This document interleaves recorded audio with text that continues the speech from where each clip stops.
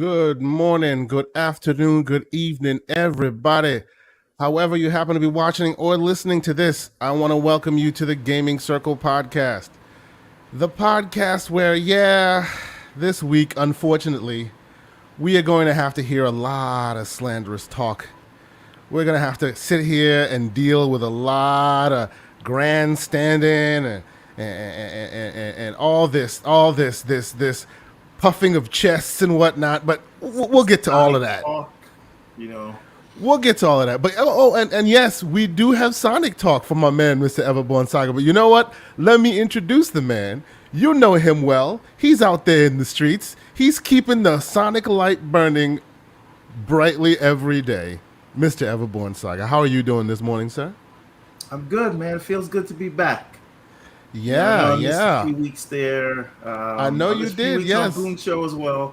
Yep. So it's good to be back. This was a good week. We had a lot of things going on the life front, but it's starting to stabilize. I'm happy now. that you're here and you're smiling. It's a beautiful thing. It's great. Yeah. It's so exciting time. So yes, we are exactly, and that is why I'm here.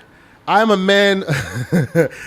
Before we even get into the show proper, I am a man of honor. So when my prognostications fail, I'm here to fall on my sword. And today is going to be one of those days for me, I suspect. So as we heard from the top, Everborn has not had a chance to really speak on all of this. I want you to hold that thought. I just hold that thought. I will be right back. It's for a reason. Hang on. Oh no worries. Yes, but we will begin the introductions in earnest. But thank you guys so much for coming to check us out. I already see some notable faces in the chat already. Good morning, Mr. Joe in the Dark, back from the dead. How you doing, sir? It's good to see you. You know, a bunch of folks are already starting to come and check us out. We once again from the top want to say we appreciate you guys for coming to check us out. We're getting a lot of really good audio listenership. Views are happening these days for us, which always surprises the heck out of me because we don't really promote that stuff that much, and it's just one of those interesting things. I know that some folks like listening to it there, so I've been keeping an eye on it and making sure that at least the latest episodes get up there. So I appreciate you guys listening. So I have brought a sword. Oh boy, I got this in Japan. So for my audio listeners, for my audio listeners, Mr. Everborn Saga has produced a katana. This is an actual sword from Japan. This is a real katana. It is a Japanese katana which he has produced, which he is expecting me to fall upon, because even though we'll get there, because I don't actually think that his theory has happened yet. I'm not saying that, but we'll get there. I see he's come here bearing his hat because that'll be very notable here. This is great. So we here for it today. But let's begin at the top as we always do. And it's an interesting week because as we always start the show, we ask the very important question: what games we have been playing this week? Now, for myself, it's a plethora of games. As you see on the screen, video viewer, I have some more Halo footage. This is actually latest Halo footage. I decided to run through it again. I have a whole bunch of games, and I will talk about that a little bit.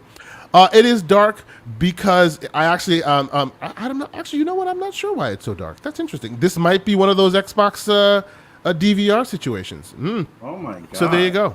Exactly. So there you go. I hadn't noticed it until you said it, but I do realize it is darker than normal. It's not like dreadful, but it is definitely darker than normal, which is very Doom for a minute. Exactly. Yeah. Gabo in the chat says it looks like The Last of Us.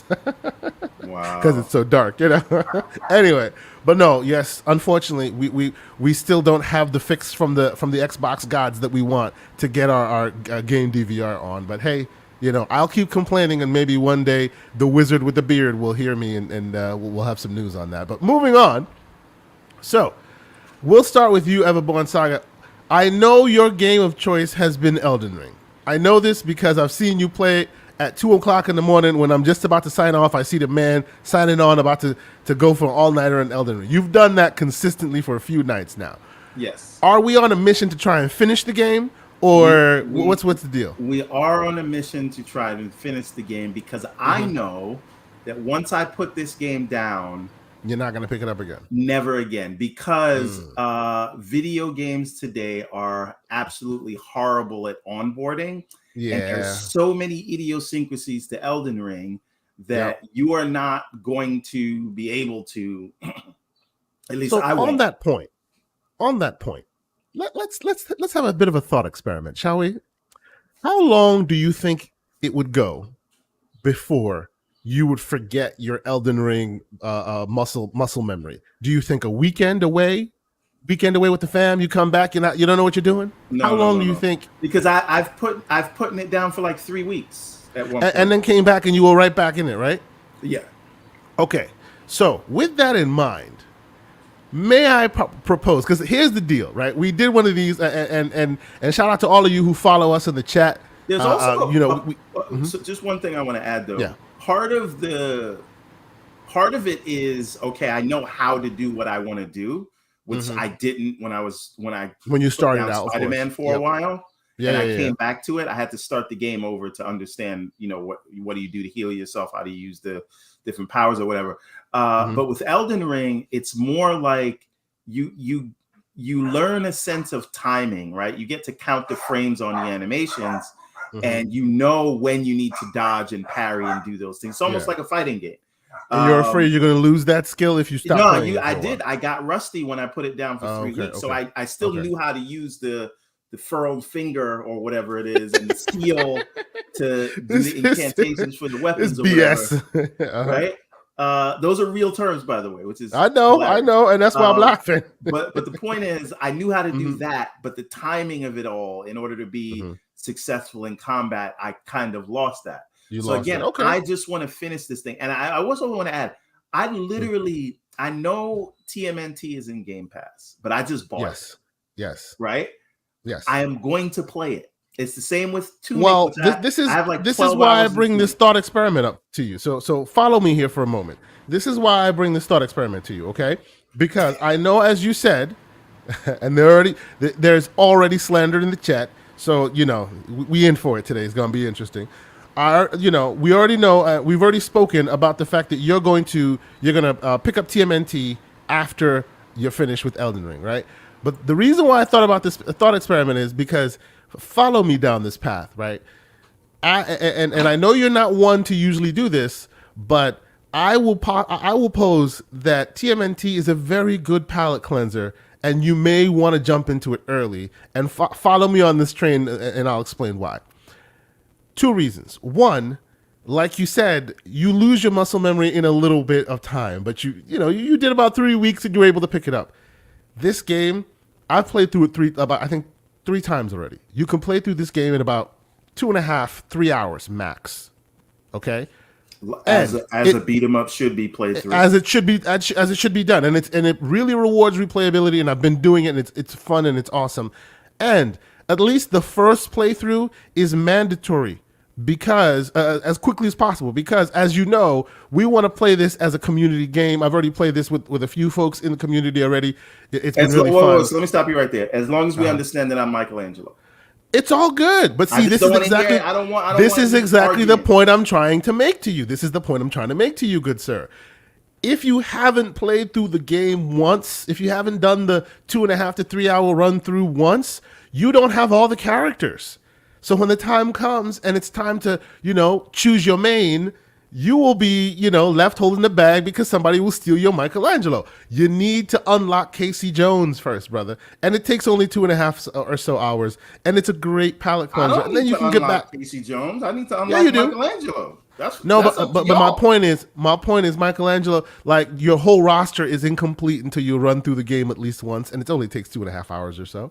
And then after that, you can put it down, go finish your Elden Ring. Huh? Can you start with so you what you're saying is you cool with the violence. Yes. As long as you get Michelangelo in the end. I understand. Okay. You hear that? Okay, so never mind. I was about to say, you hear that, J-Mo Money? But of course, then I see J-Mo Money's out here claiming Donatello. You need to get out of here because Donatello's mine. But needless to say, let us move on real quick. See what I'm talking about? See, here we go. We're going to be fighting. But you know what? You know what? If Donatello was claimed, I wouldn't mind Casey Jones. You see what I'm talking about. But anyway, so when can we expect you to jump on TMNT? Because I think it's the time is ripe. It's really fun. 6-player. I've actually noticed that even though it gets really chaotic when it gets to higher levels of play like that, so many individuals on screen, it does seem that every character has differences. Like, in the Turtles, it's more really like aesthetically, how they move, even though realistically they're doing the same thing. But when you're talking about like Casey Jones and Splinter, and you're talking about like April O'Neil, they actually do have like almost classes. Like Casey Jones is more really tank style. Splinter seems to be a bit slower, more methodical, but he's also able to clear the screen better. It's really interesting. I mean, it doesn't really it's not like a serious class-based thing because it's still chaos, but it's fun, and it's really enjoyable. So I honestly think that we should jump in here with the team and all of that. So get on the stick there, Everborn. Get on the stick. Come on now. It's only 3 hours. Get on board. But anyway, this week for sure. This week for sure. Okay, great. That's awesome. Besides that, I have been playing a bunch of different things. As you know, the Steam Deck is in effect, and I don't say it to be I don't say it to be ridiculous, because truth be told, yes, it was fun. It was a gag. But now, honest to goodness, I'm I'm hooked. All the games I'm playing, because it's just so easy to pick up and play and just keep it moving, and I'm enjoying my playthroughs with it a lot. I still don't have it. No, and I know you don't. It's going to be sad. Oh, cheap plug real quick. What up? Good morning, Pixel. It's good to see you, sir. A quick plug from me, and Mr. Everborn Saga hasn't heard about this because I haven't had a chance to chop it up with him too much this week. But this Tuesday, I suspect we're going to do it live. We will be recording a very special episode of this show where we will be doing a Steam Deck review, and we will have a bunch of content creators with us. It should be interesting. Tuesday evening. Stay tuned for more information as we get close. 2 reasons. 1, because I know you get salty, and 2, because I haven't spoken to you in a while. So real there you go. You sir are well, but you know what? I will officially on this show live welcome you to this show. I think we'll have about 8 content creators with us. It's going to be a packed house. I will welcome you to the show. No, but this is my point.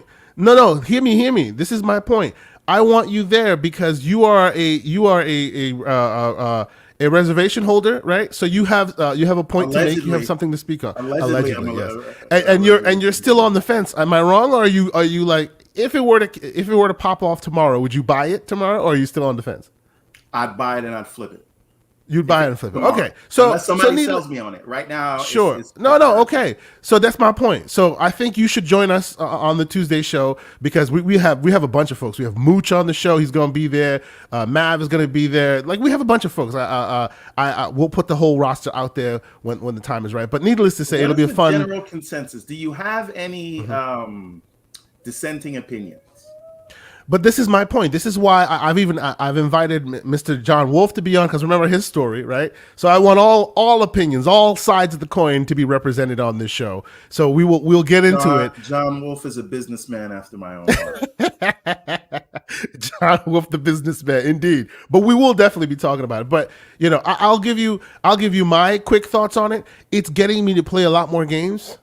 Like, oddly enough, it's getting me to play a lot more games, and there are a lot of YouTube channels that are focused solely on Steam Deck. One of them, and I forgive me for not knowing their name, I'll find it and put it in the show notes.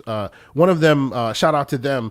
I was watching one of their recent videos, and they did like a quote unquote ultimate emulation video, and something they said that really stuck out to me, and it's absolutely true, that really crystallized my thoughts on it.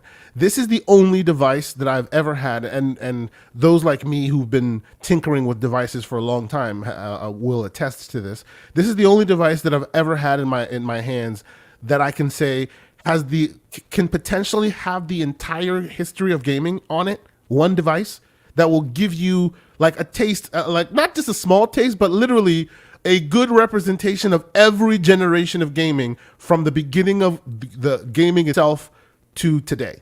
you can get every console represented, and it'll play perfectly. It just requires a lot of Jack Sparrowing.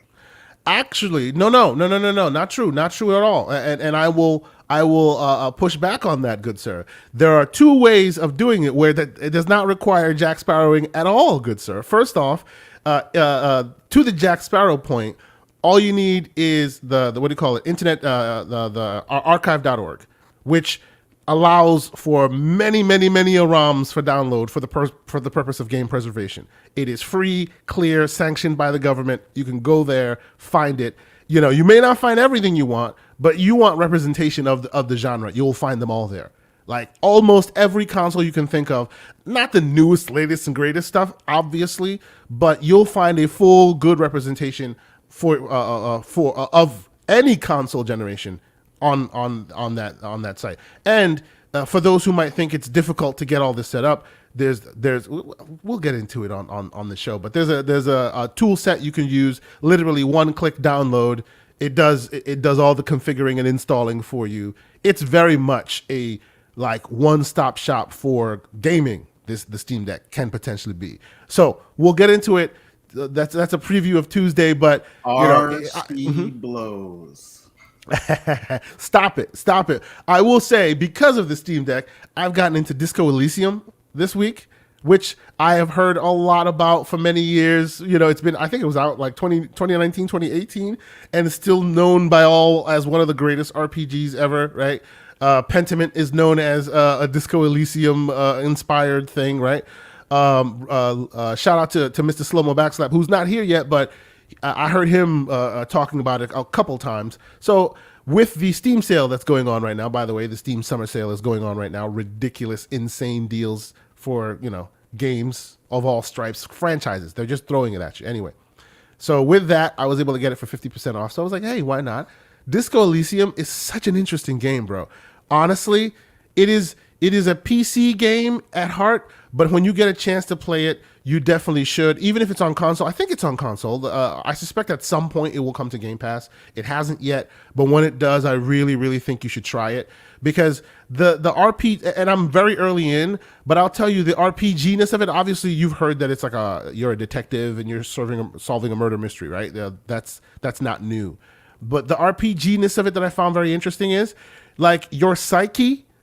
And when you start off the game, you choose you choose different archetypes of yourself. You're a thinker, you're a bruiser, you're, middle of the road, or you can create your own archetype. I chose the thinker. And your psyche has levels of itself, and you can like work on yourself. You spend while the backdrop is this murder mystery, you're in your own head, and it's represented, and it's well voiced and all of this. And all your idiosyncrasies and your craziness, you're a drunk, you lost your memory, all this stuff. It's very interesting how this is written, and it's written in the best way possible. It's so well written. Do you have any example of the gameplay? Like, what does this look like?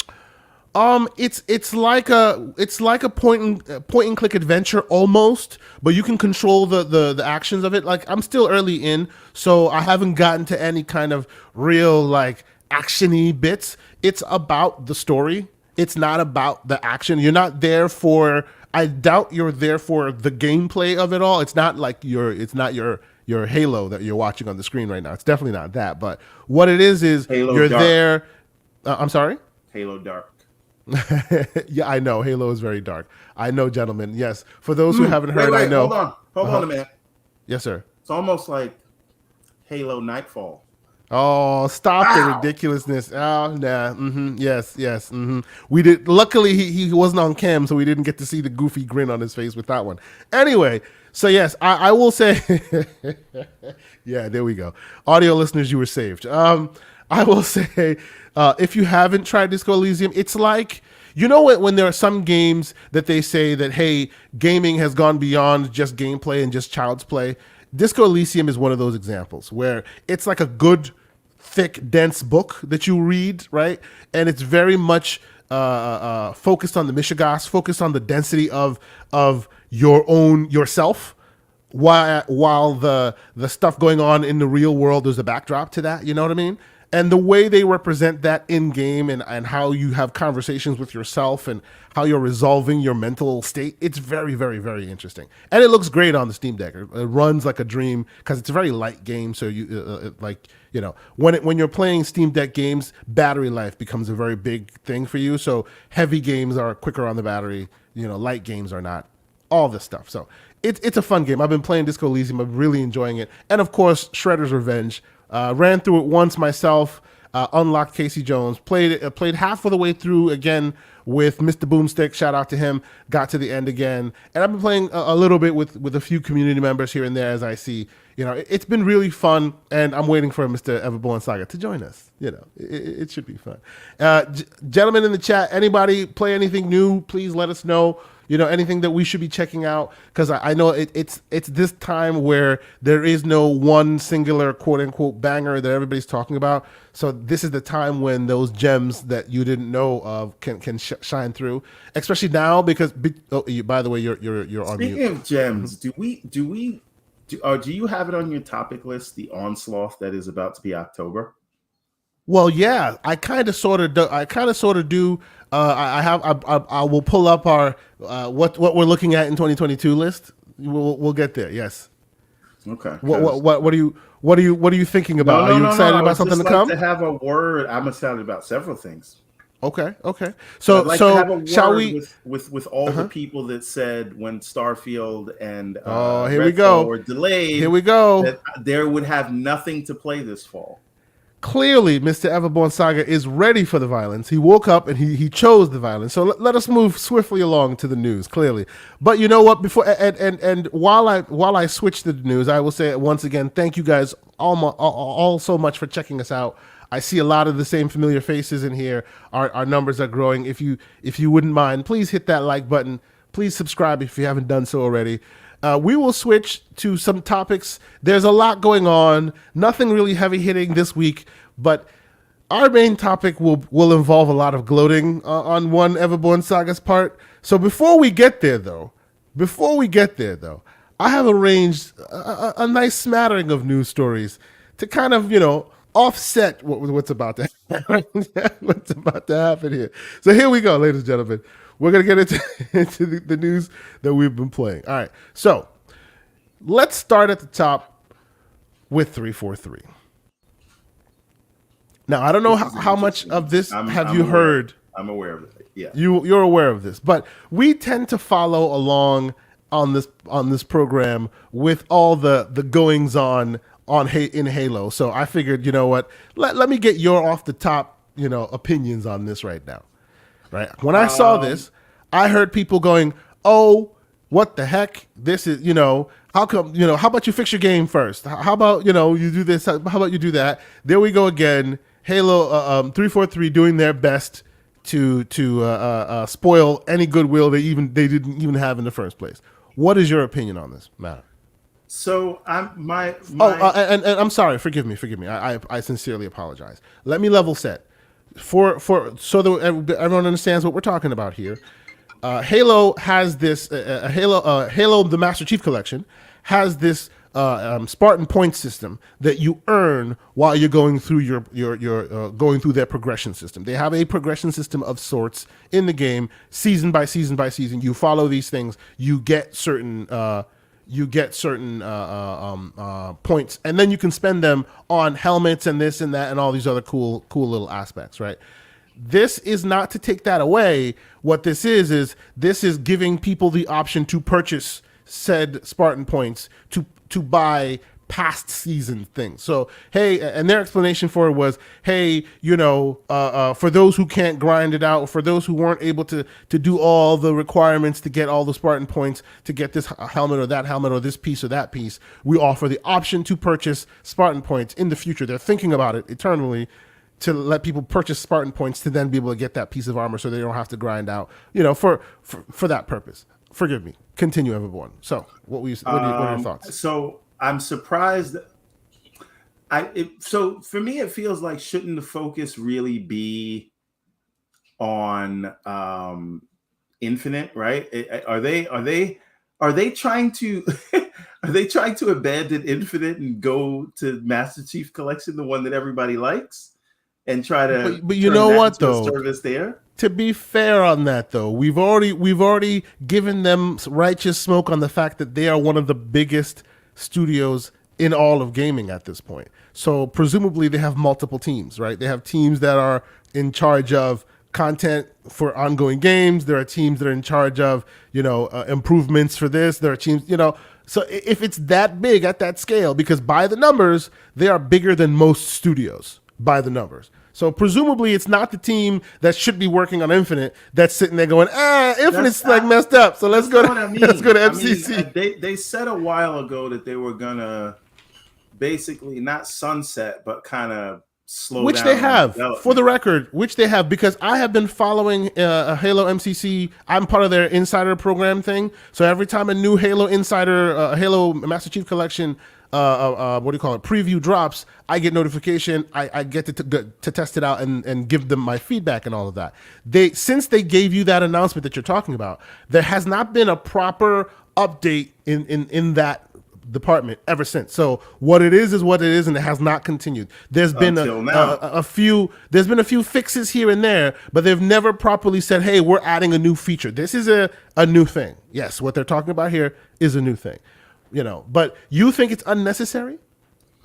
I don't know. It's just like messaging wise, and the optics of all this is that the focus. And I understand that it's a dynamic thing. They're a large thing. They have multiple teams. Yeah, but you can't get a map out for Infinite.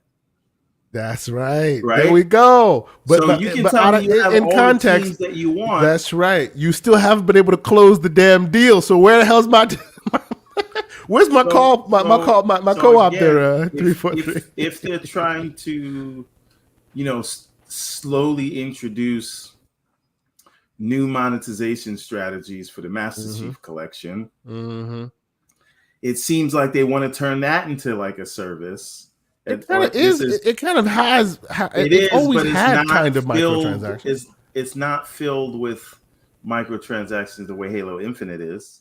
Sure, and they want to replicate that and kind of turn it. And I don't know if they're saying, well, this is the one people like, so maybe this will be our service game. While we're bringing the other one up to speed, let's give this one some love continued because people don't like it. Who knows? The point is. More conspiracy theories. Oh boy, the optics of this does not look good. True. Yes, and shout out to Lucius the Gushus in the chat who just pointed that exactly out. Yes, we understand that, but how it looks, it does not look good. I hear you, brother, for sure.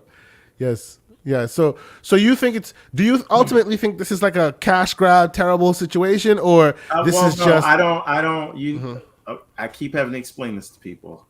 I do not subscribe to the cash grab methodology because every piece of commercial art you have ever consumed is literally a cash grab. They're there to try and grab your cash. That's right. That's why they're producing art or entertainment or whatever to separate. And to your point, for the record, had they. To your point, for the record, had they come out and said, hey, we are replacing the existing Spartan Points program with this purchase to get Spartan Points program, that would have been, barn burner. That's different. I do want to clarify here that I genuinely don't care, but there are still people that are playing this. Yeah. And which it's still really hot and heavy, the game. It's really got a lot of numbers still going. Yeah. No, but the thing that I want to know is this people paying to bypass the hard work that other people are doing?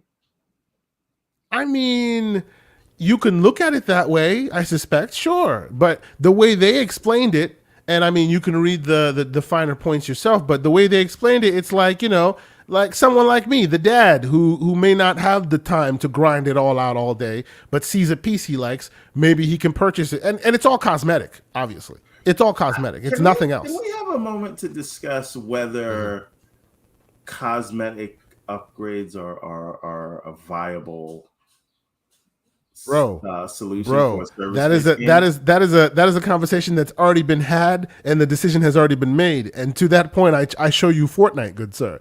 There is no upgrades or nothing in that thing. It's all cosmetic, and it is the most successful until something comes out. Screw Fortnite. Sea of Thieves. There is no progression whatsoever. Everything is cosmetic. Now they're like, we'll help you spruce up your cabin. You know, you're a captain now, so now you get a nice bed, and that's what they're selling you. Like, and people are eating it up. 30 million subscribers. Get out of here with that. I get it. I just feel like, you know, if you were, you know, getting special exotic weapons, leveling those weapons up, things like that they do in Destiny. No, I hear you. The Destiny model, yes, but not everybody can do the Destiny model, right? See, this is the thing. You're asking a question that has already been answered. I guess because Fortnite is going damn strong. So I guess that's where.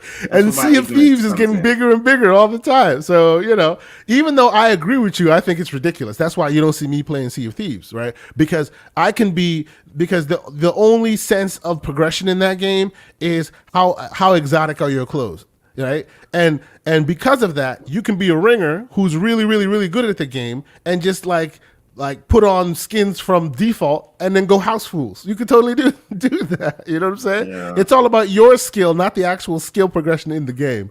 I've just never been that kind of a gamer. As you know, I like my beginning, middle, and end, unless I'm playing with a crew on something. And usually that's even PvE more than anything else. But so, okay. I want y'all opinion in the chat. Do you guys think this is crazy, or do you guys think, hey, it's an option for people? You know, I am not really concerned necessarily because it's an option, and Microsoft has always been about them options, right? Hey, here's the pay option, here's the free option, here's many options. Remember, we were talking about giving you external drives for your Series S, right? These guys are all about the options. So until you tell me I'm replacing, a terrible idea, by the way. Hey, it is what it is, right? But it's an option. Until you tell me I'm replacing your internal, currently you can earn Spartan points with this pay only thing, I'm nonplussed. I'm okay with it. It is what it is, right? So let us move on. But okay, so the next story. This is more of an update to the last story.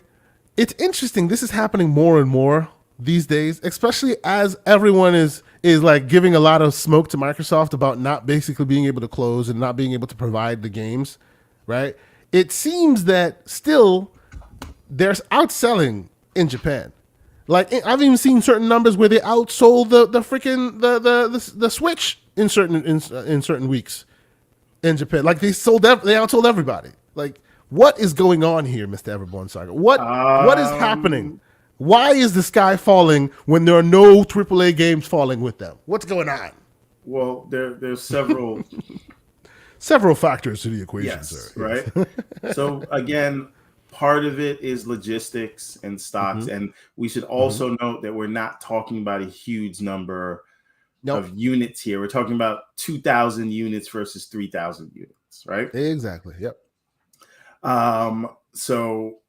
But again, it's Xbox, it's Japan, and VG charts, however you want to, however credible you believe them to be, says that calendar 2022, as of today, the series consoles in the US have sold more, or I think maybe total. I don't know if it's US or total, or global. But the point is that I think in the US they have sold more. Yeah, I think that was the metric. The big metric. Yeah. So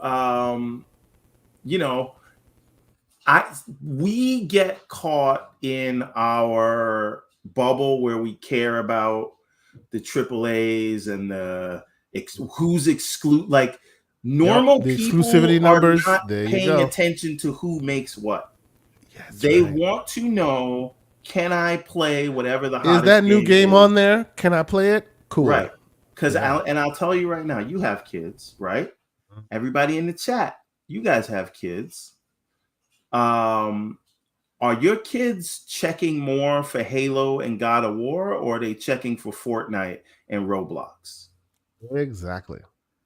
right? Indeed. Are they checking for Madden and 2K?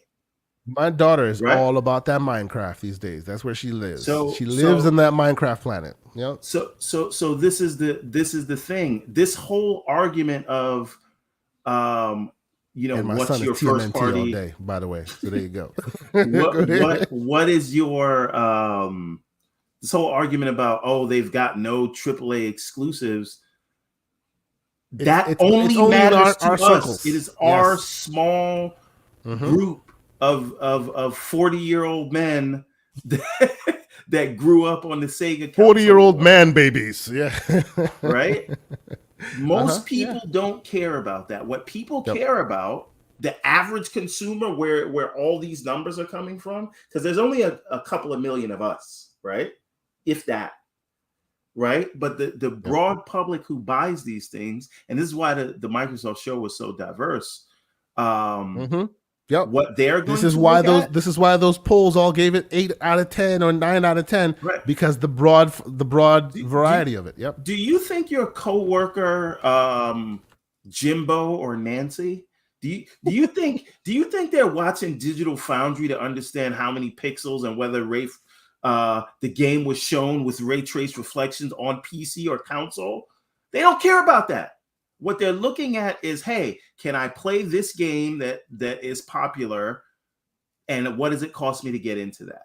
And so if you say that the cost to get into that is only $2.99 or less if it's on sale, or you say the cost is Game Pass or whatever, most people are going to do that. So hold up real quick. I hate to say this. On the rare days that I agree with Everborn Saga, my kids cannot get enough of that damn movie. The first and the second, they checking for the games. It's just crazy. And you know me, I'm here giving the smoke when it's deserved. But I got to tell you, in my household, Sonic is like king these days. Good morning, and happy anniversary to Mr. Boomstick and Mrs. Boomstick. Welcome, good sir. Yes. So yes, no. I hear you on that, man. So my point in all of this is, part of it is logistics, yes. Part of it is stock shortages, yes. Yeah. But part of it, probably a big part of it, is casual gamers who have a lower entry point or easier entry point. So whether that's through Game Pass, whether that's through All Access, whether that's through Series S in general, that's what they're going to gravitate to, right? And it doesn't mean Sony's finished or they should stop doing what they're doing, although they are, and they're telegraphing, we're going to give you 12 microservice laden games that will just be a hellscape of separating you from your wallet. But that's a conversation for another day. The point is, real quick, shout out to Pixelbit G. That man seems to have, in recent months, he woke up every morning to do the Lord's work, which is backhand as many fools on Twitter as possible. No, but he says these idiots forget the average person just wants to play some games. It doesn't matter who made them. So there you go. Exactly. That is ultimately the most succinct way of saying what I want, which is they don't care about this shit that these brownie list points that we are trying to. You get one. I said list points. No. Go ahead. Continue. Go ahead. My point is they don't care about that. We argue about this. So you provide an option for them. You provide an ED onboard port. And if the Switch didn't tell you that people don't care about high fidelity graphics, I don't know what to tell you. Indeed, 100%. So 100%. Nobody's like, nobody's going into Walmart and saying, philosophically, I think the Series S is going to hold back console gaming in the near and far term future. Nobody's saying that. Timmy's mom is not saying that. No. And by the way, if Timmy's mom was saying that, they'd be wrong, because the lowest common denominator and the highest common denominator is always PC. Explaining it It's giving them validity. Right? I understand. You're giving the argument. You don't have to explain it. It's ridiculous. But anyway, it's just that's what's happening, right? Salute to the scrub nurse. How you doing, good sir? Welcome, sir. What's happening? No, I hear you. So it's just one of these check-ins that I'd like to do. So people hear that, hey, it's still out there. People still buy in, even though we have our complaints, and our complaints can be righteous and valid, but still. I do want to point out something that Xbox University said in one of his spaces this week. In the beginning of the generation, November 2020, right? Through the end of 2020, we got these sales figures and we were like, oh, look at this. Even though they were both sold out, couldn't buy them anywhere.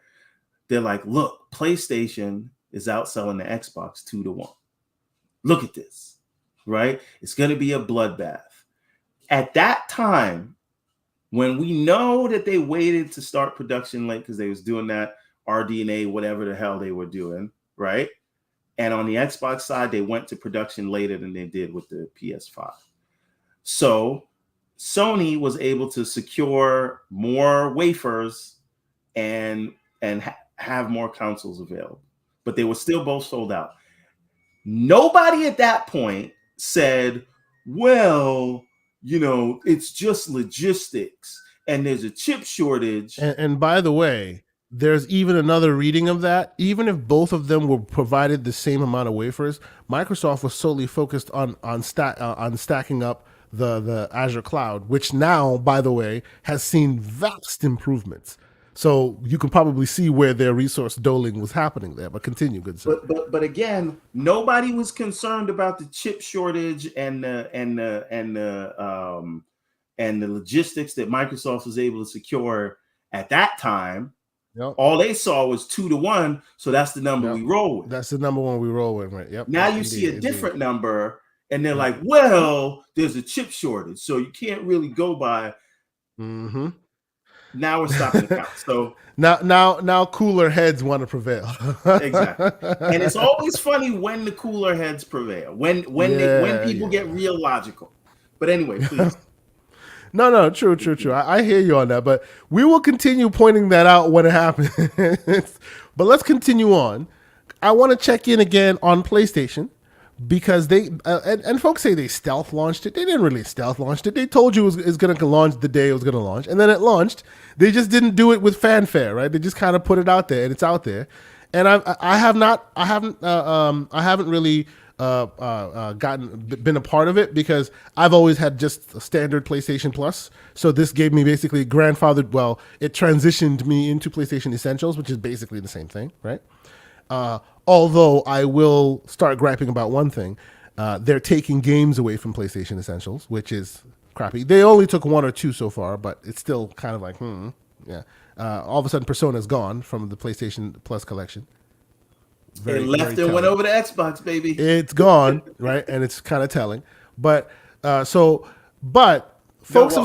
be fair about that, to be fair about Persona, I think it's because they're doing that re-release, which will also be coming to PlayStation. And I think they want this to. I'm sure there's more of a standard reason and it's not being ridiculous. I know that. What I will say though is, I've seen, even though I haven't been a part of it, I've seen a bunch of content creators and folks that I trust in the media space start talking up on PlayStation and saying, hey, outside the bubble of Xbox versus PlayStation, and even when you do make that comparison, this service isn't as bad as initially thought to be. So there are a lot of pluses to it, and I will also give it the plus it deserves. I've been playing around in the UI, right? They don't even give you the option to actually play into it because I don't have the service yet. But when you look it up in the PlayStation 5 UI, it's very well laid out. Very, very interesting how the UI and PlayStation, Sony has always been very good at UI UX. They've always been very good at helping you navigate their user interface. So this is no different. It's very, very well laid out, very interesting looking. But yeah, these are the service tiers that you see, and people have started playing the games, and people have started testing things out. By and large, the consensus seems to be that PlayStation Extra, the PlayStation Plus Extra, seems to be where the sweet spot is, and that premium seems to be more a nostalgia play where they've locked PlayStation 3 games and is it PS3 games? I think it's PlayStation 3 games. Yeah, PlayStation 3 games and demos behind the paywall. So you can't buy those games outside of that premium service. So it's not like anybody on the PlayStation 5 ecosystem can now just buy it. It's supposedly only available through that streaming tier. And of course, then you have your game trials, right? So it seems that the extra tier seems to be the sweet spot. I will ask the folks in the chat, and we have a bunch of folks listening in right now and watching, if you have tried it out, if you did have PSN and PS Plus, and now you've been converted to PS Extra or Premium, let us know your experience. Put it in the chat. I'll highlight a few. I want to understand. This is basically me taking a pulse of the community to see if it's something that's worth actually looking at. Because some people have said, hey, it's got more games in there than you think. It actually seems to have pretty good options for people. And it's, in certain instances, a little cheaper than Xbox. Xbox's, from MSRP perspective anyway. It's cheaper than Xbox's Ultimate tier as well. But so, Mr. Everborn Saga, have you seen, since this thing has pseudo stealth released, if you will, have you turned on your PS5? When was the last time you turned on your PS5? Oh my God, that's a fantastic question. And have you seen? And of course, we're already getting like feedback here. Splendiferous in the chat. Welcome, good sir. He says, nope, not at all, with a lot of caps. This has not led me to turn on the PS5. Okay. The thing that was gonna have me turn on the PS5 was Forbidden West. But then Elden Ring came out, and you know what I've been doing since then. And so I have literally... Have you actually even bought Forbidden West yet, or no? No. Oh, wow. So after you made that big stink about not buying the cheap version, you ended up not buying any of them at all. Listen, I'm not the one who almost lost my save, sir. Yeah, I almost lost 100 hours. That's true. Yeah. That's true. But so no, I actually have not played the PS5 since Kenna Bridge of Spirits. Wow, bro. That's many, many months ago. There is a thick layer of dust on that console.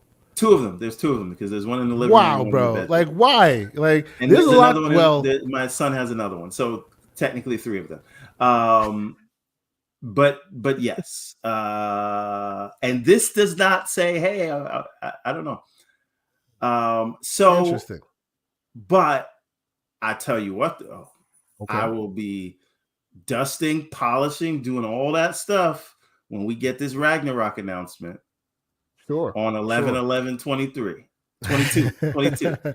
And speaking of that, there are rumors that PlayStation is most likely having one of their big shows, not a state of play, but an actual proper show, in July, sometime in July. So that it will be interesting to see if that announcement happens. Now, what's if they do a show, right? Like a proper show, you know how in tune they are with the zeitgeist. Oh yeah, of course. And you're gonna have to make the comparison. Oh yeah, comparison to the Xbox show, and that will happen, and we will be there. We'll hear it. It could be a bloodbath. Could be that's a very generous reading from Mr. Everborn Saga. Could be. Okay. I say it most definitely will be, but okay. We don't know. We don't know that. They might show a bunch. They might look. This might be what have I said? All the service games. What have I said? My PlayStation is very good with the UI UX. They know how to show you things. They know how to. They always have. Even if it's the worst news possible, they know how to put it together for you in a very palatable way. So I don't foresee them changing that anytime soon. But we'll see. I'm looking forward to checking out what they have to show us. And after that show, if there is no talk of Ragnarok, that will be some ish. We will reconvene and have a conversation, good sir. Just like we're about to have now about wait till June, which for Microsoft, which we'll get to that. That is our main story today. But okay, So I honestly say, and for the record, before we button up this story, I don't bring this up to be like, well, look at PlayStation doesn't have much to offer.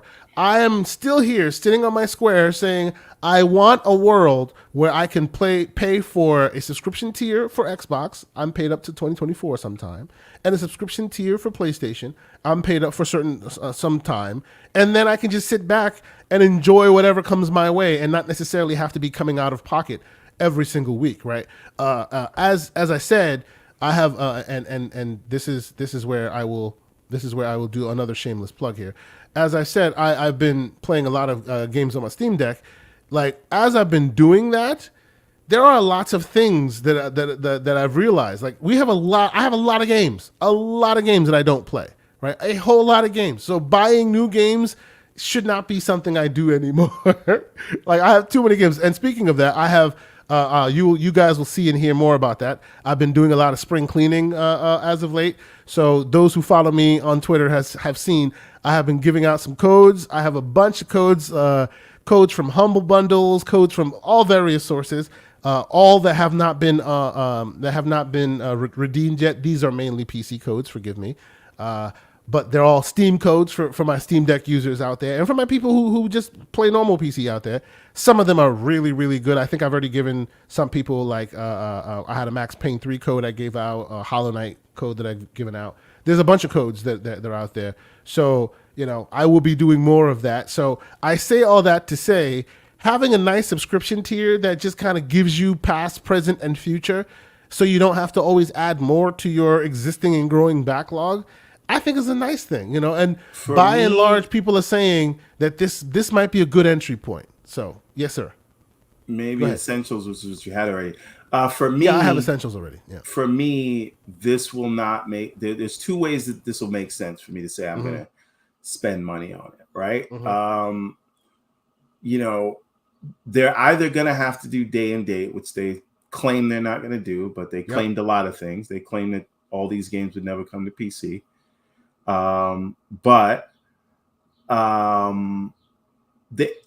At the very least, I would need a dedicated window.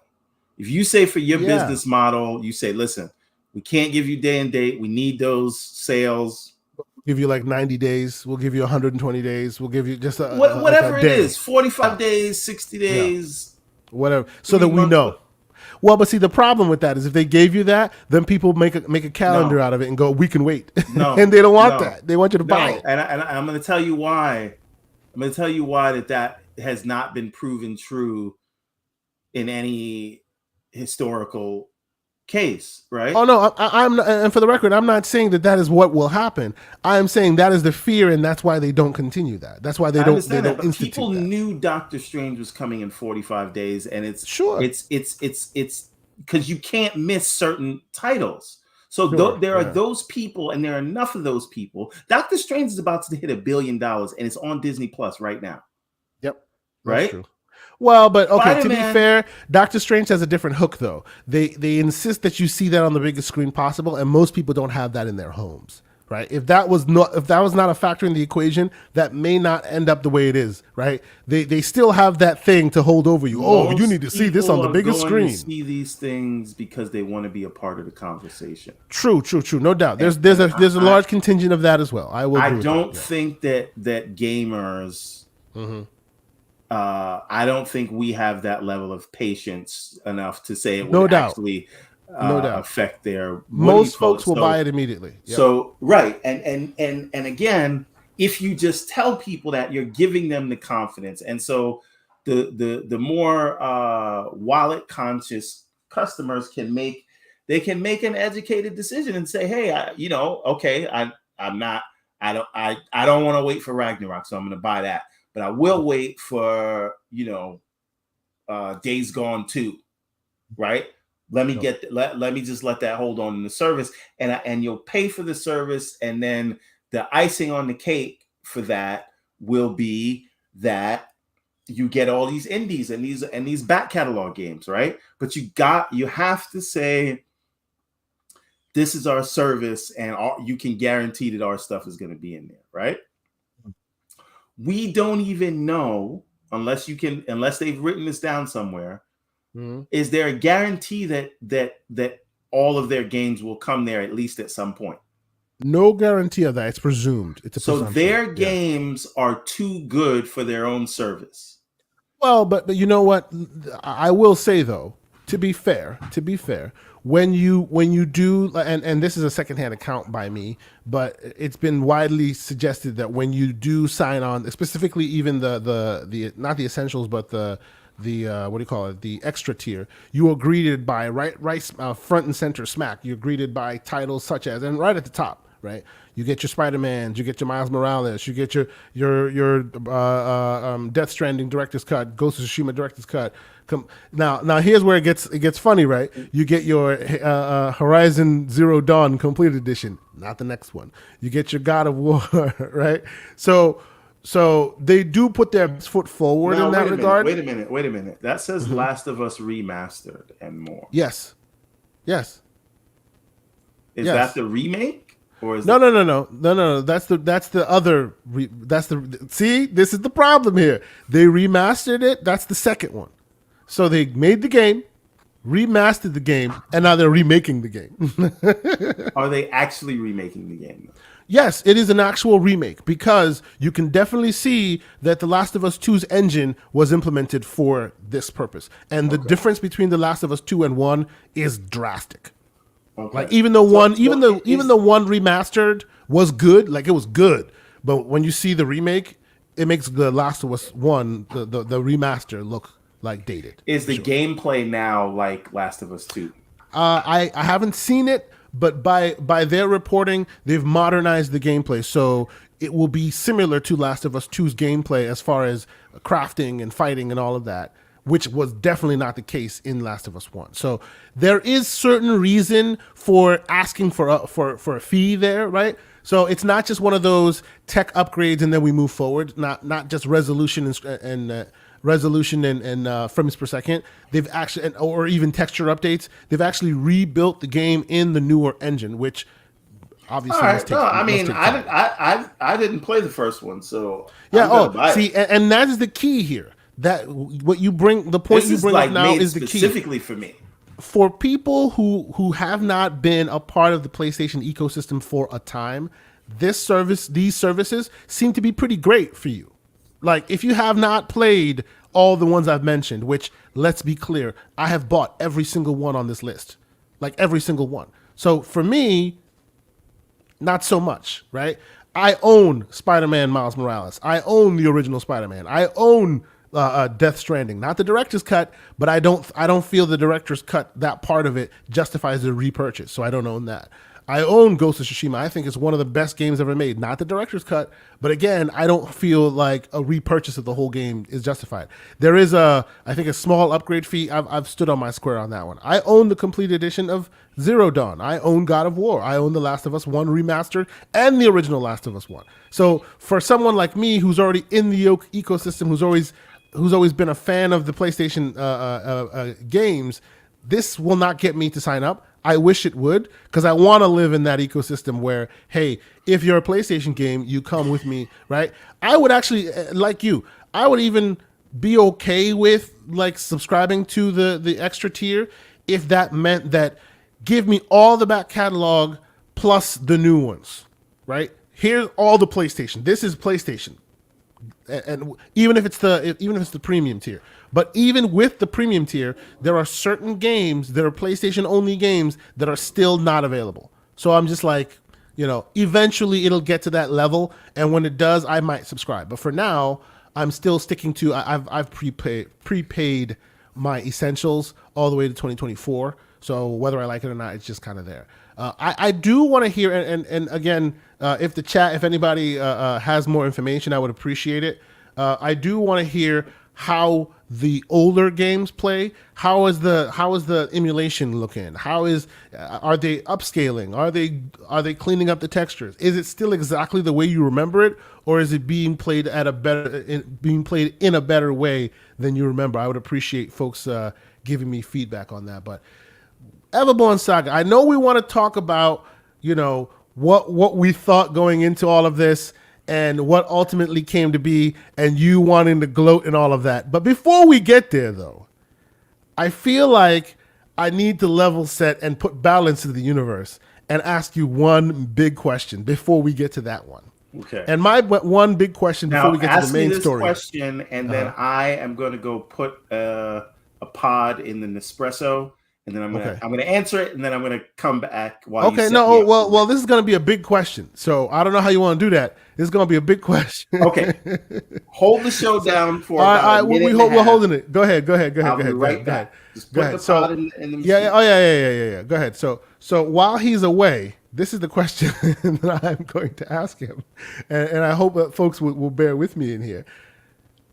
It seems, and I won't share the details because I don't want him to see it, but I want him to hear it. But here we go. It seems that there are some issues in the land of a certain blue character, and since its release, both this one and the forthcoming, there have been concerns in the public to the point where the creators have actually had to come out and kind of put some people's concerns to rest, right? So I kind of wanted to catch Mr. Everborn's eye on this stuff and see if he's seen this and heard about it and what his thoughts are, because he is, we know who this man is and what this game means to him. So we want to take a temperature of the situation from him and see how he feels about it. But let's wait till he gets back. Let's get a check of the room here real quick. So I see a lot of folks in the chat having interesting conversation.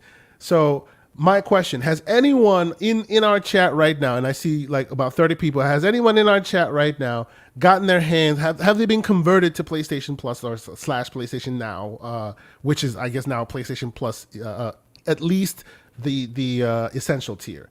Like, have you guys checked it out? I mean, the extra, forgive me, because that's the one that has the new stuff. Has anybody checked it out? Has there been any kind of response? Do people like it? Do people not like it? I would really, really love to hear about that, because honestly, I want to check it out. I really do. But I feel like as of right now, it's not easily to justify. And I feel like I'd be doing a disservice, to the audience if I don't at least try it and see how I feel about it. But we'll see what people think. Let's see. So yeah. Okay. So yeah, I see some people have checked it out. I've seen some people have checked it out, but so far, presumably since the drop was not so fanfare, there was not so much fanfare with it. It looks like not too many people have got a chance to play with it. Like, by and large, as I heard it, some people woke up the next morning and the UI had changed and it was available to them. And if you happen to be a PlayStation Now subscriber already, then all of a sudden you're now on the extra tier and you can just get access to it. So if you are like Everborn Saga and you haven't turned it on in like 6 months or so, you probably have not seen that you have been upgraded to the extra tier right now. So understood. All right. So we will move forward, but yeah. So just so we level set exactly what's going on right now. The problem I think that's going on is that it seems that Sega has a lot of high hopes here for this game, and they were very eager to put forward, what they showed in the IGN interview and all of that, right? In the IGN first stuff. And it doesn't seem that a lot of what they expected to hear actually came to fruition, meaning a lot of folks had complaints, and some people are a little bit upset about that. So they interviewed him, Takahashi, and I will butcher this man's last name, so I won't even try. As a man with an interesting last name myself, I try not to butcher others. But he was discussing the reaction to the game and the idea of just going back to the standard Sonic formula. What's really interesting about this game, which I'm not sure if Everborn is aware of that or not, and when he comes, I will ask him. But usually these games are always put together by the team that's making them. Usually, because obviously Sega being the publisher, they have sub-teams. The team has an idea, they put together a game, and then they send it to Sega. Sega gives you the approval, and then that's how it's gone. This time around, like based on what has been reported, and shout out to lordsofgaming.net for this really, really interesting reporting, spoke to the game writers on how they did it. They got all of their broad strokes from Sega. So instead of it being, hey, this is our idea, Sega, what do you think of it? We're bringing the game out. They got instead it was vice versa. Sega came to them and said, hey guys, this is your next game. This is the broad strokes. Convert it to a game idea. They had all the bosses, they had the storyline, they had the whole thing already predetermined before they came to the developer. So, this might mean something different. It might bring something new to the table. We're not sure, but so far it's been looking interesting. I mean, I've been looking for looking at the graphics, looking at like how the whole thing has been shaping up, and it's been pretty interesting. While the community has been split on exactly what they think of what this game looks like, and please, gentlemen in the chat, ladies and gentlemen in the chat, tell me what you think. I mean, this quote unquote saga has been going on for a little bit now, and it looks like it may not be at its end.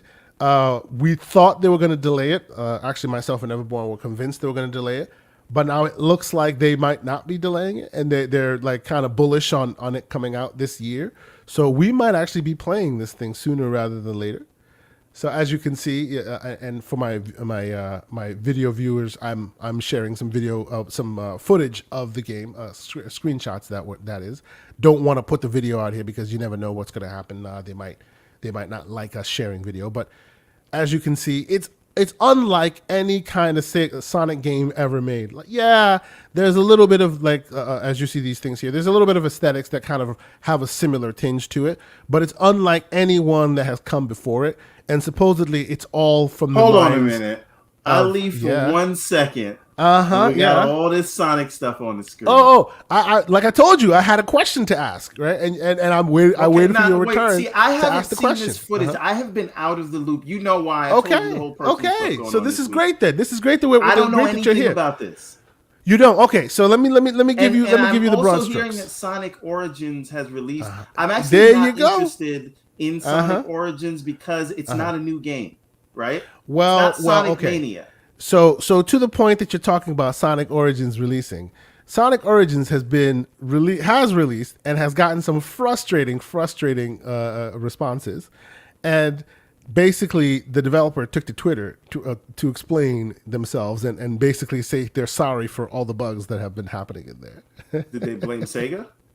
No, they took some blame themselves and they blamed Sega a little bit, but you can read the thread yourself. But by and large, there's problems in Sonic Origins land here, and the problem is actually Sonic itself and Sega's management of it. Because let me be clear here, and this is not a oh poo poo, but this is the first story, right? Sonic Origins has come, and there are frustrations over the state of the game, right? So take that from what you will, and then bam, in the same time, fans don't understand what the gameplay is like. The head of the studio is reacting to Sonic's to Frontier's lukewarm reception. I agree with him. Sure, of course you do. Stand by your product. Of course I do. Troglodytes don't understand. So you're just gonna show them, and they will be wowed. Right. I'm not sure if you've seen these screenshots, but it does look interesting, as you can see, right?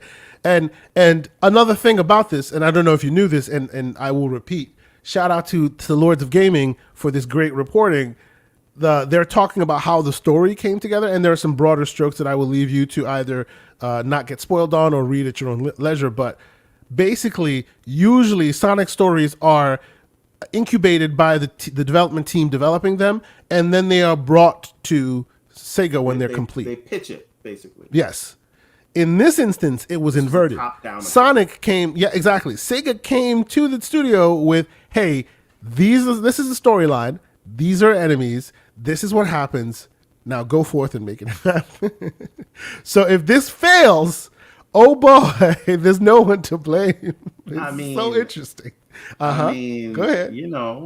That's how I produce my games. So sure, yeah. No, well, but we have never heard of the Sonic auteur. Like there is no one guy with the idea. There's always Team Sonic, right?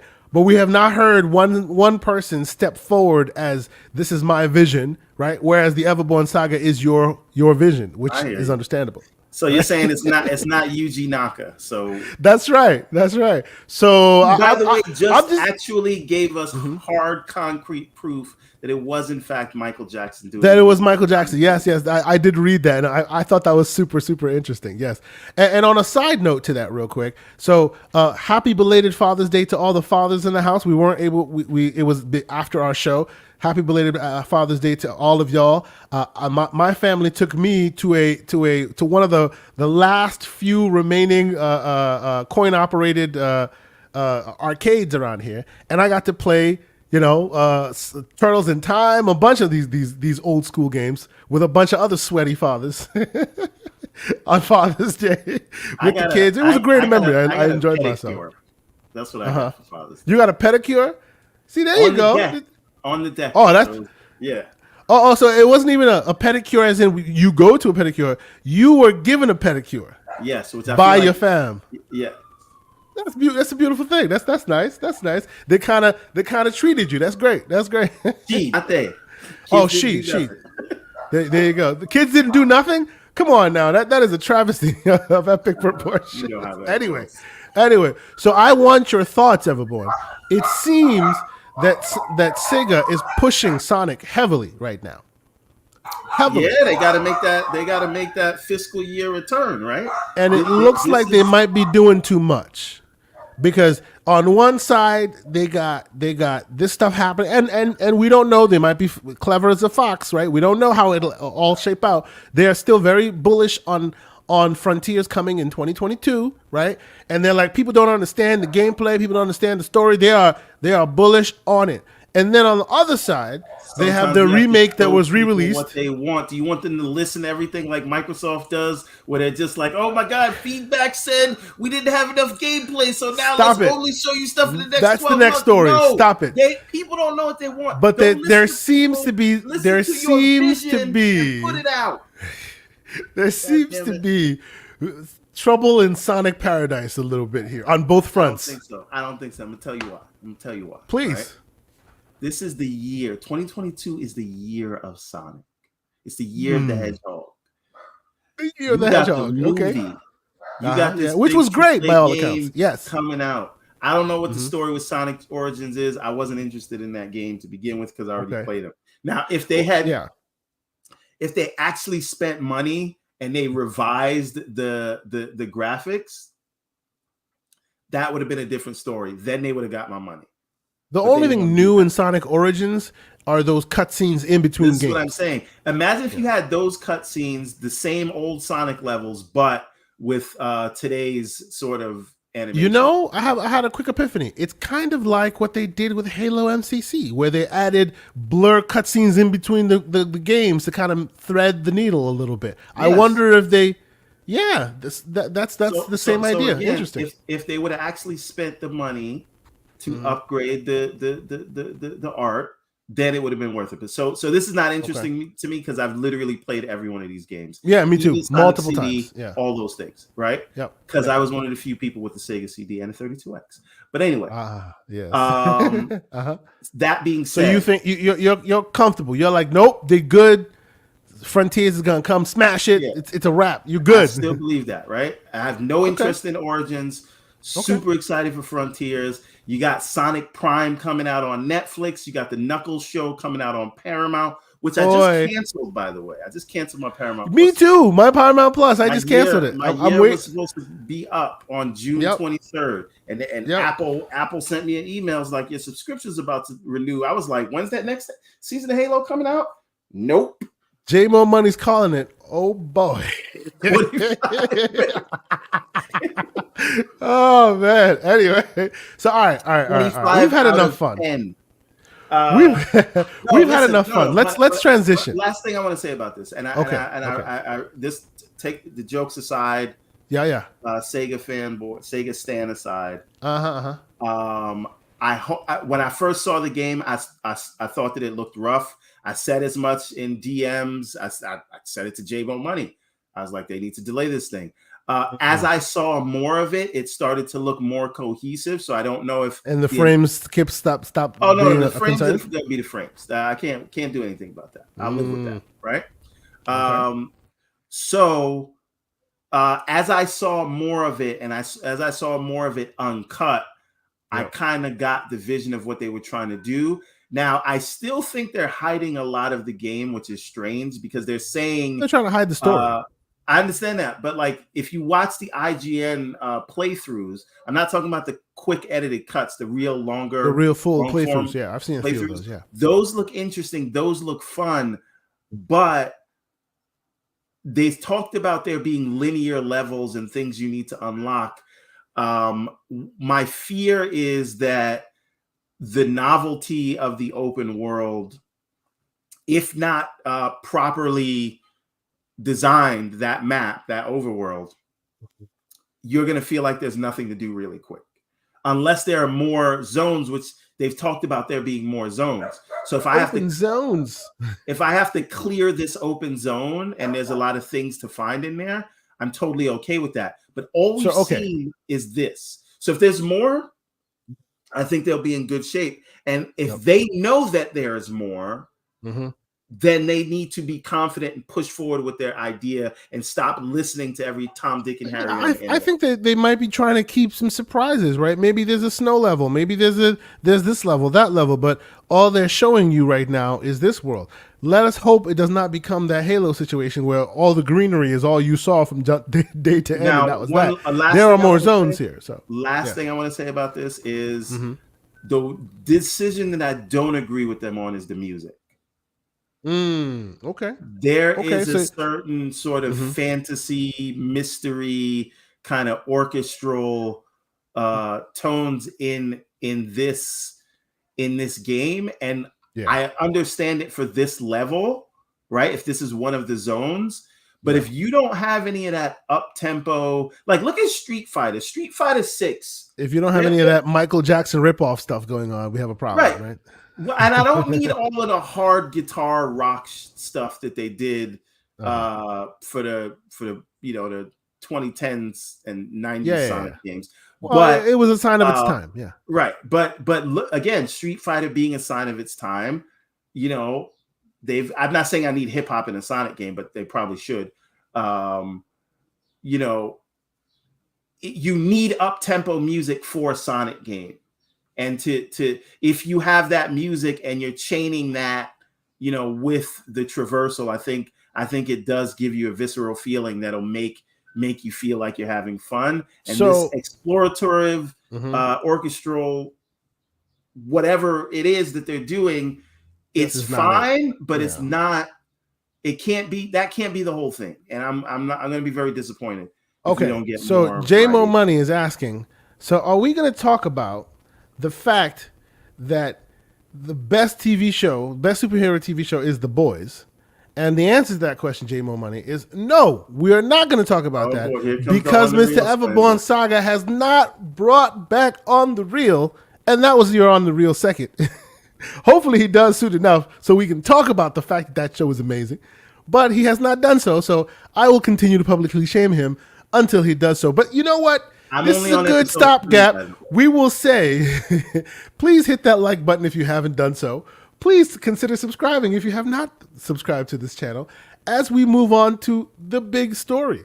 Now, you asked me, what do people know the onslaught of what's going to happen in October? And I said, we'll get to that. And I want to have a conversation about that while also talking about what we have seen up until now, right? Remember, we had this big conversation. There were lots and lots of predictions and this and that, and we've all had our come to Jesus moments, if you will, right? So yes, that's true. We've all been. Oh, and shout out to Bunty. He's in the house. Welcome, good sir. I see you, man. Not getting the subscription service. Yeah, there you go. I'm waiting. I'm holding out hope for the day we can all live in the world where both subscription services are viable. But let's move forward. Everyone has had their say except you.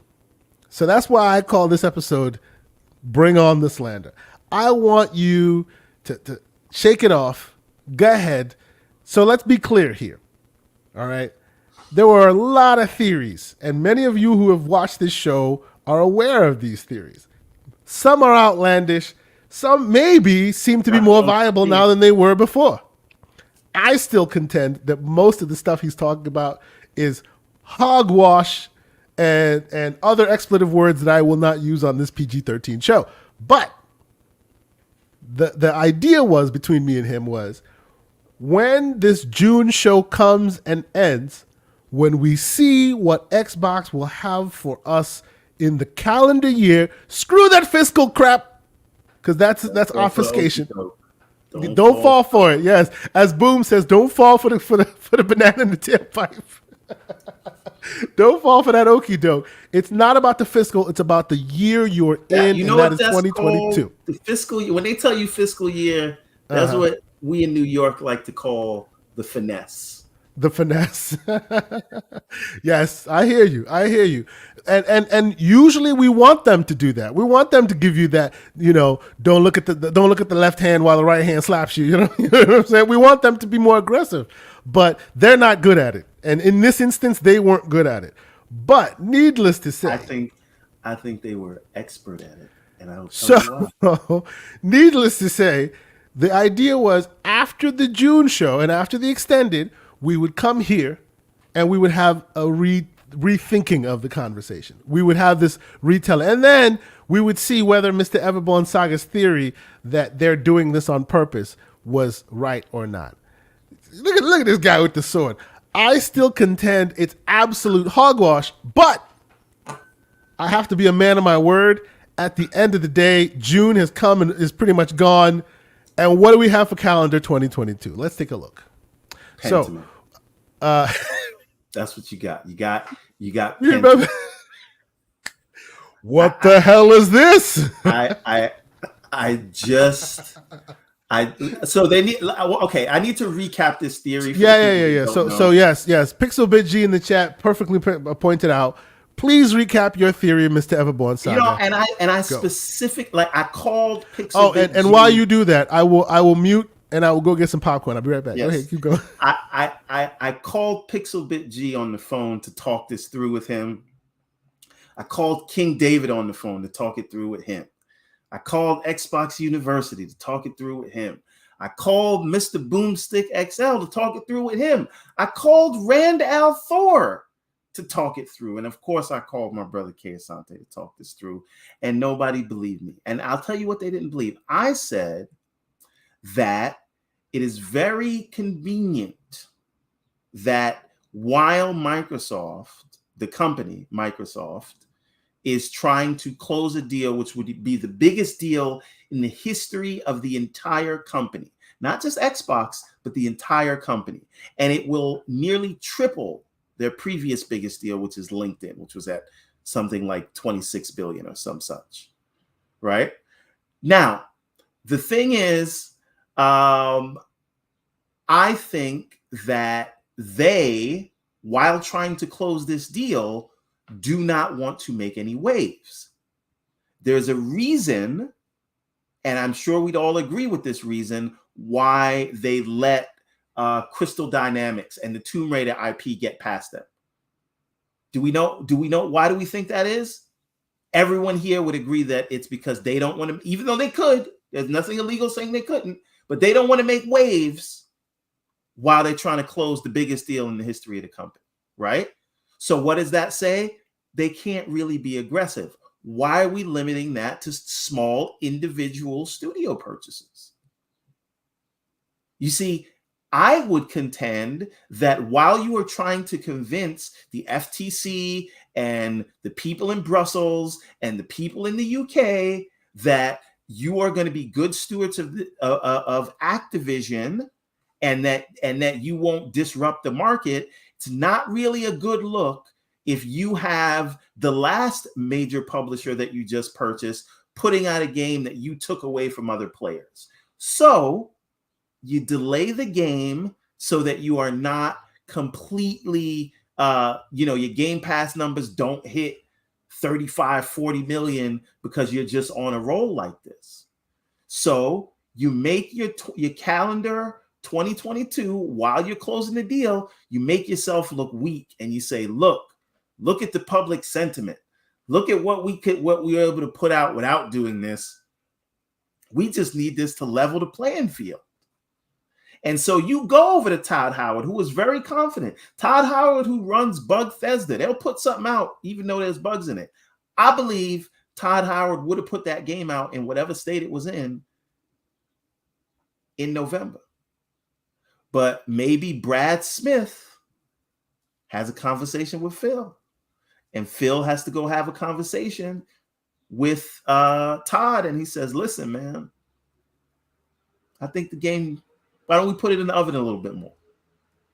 Let it really sing. Todd says, no, we good. We're going to put it out. Phil says, I don't think you understand. I think we need to put it in the oven a little bit more. So now what did they tell us? They told us that Redfall and Starfield were going to be delayed until when? First half of 2023, or within fiscal year 23 or 22, I guess. I don't 23, 22. The point is, it's going to, and now what are we all talking about now in the June showcase? Fiscal 2022 or 2023, right? So I said to everybody that I guarantee you June is going to come and go, and they're not going to show you anything. I told you, everybody that was sure. Excuse me. By the way, real quick, not to interrupt, I apologize. I put in the chat while he's having his victory lap, and I'm not going to rebut because we had the back and forth, and he won this one, right? We had the back and forth, but I will just put in the chat that I put a poll out there, and let folks deal with the poll. Do you want to hear the questions in the poll? Tell me the questions in the poll. What is Everborn smoking? A, something imaginative, I want, or B, truth. Okay, all right. Let's see how it goes. Don't tell me the results. Keep going.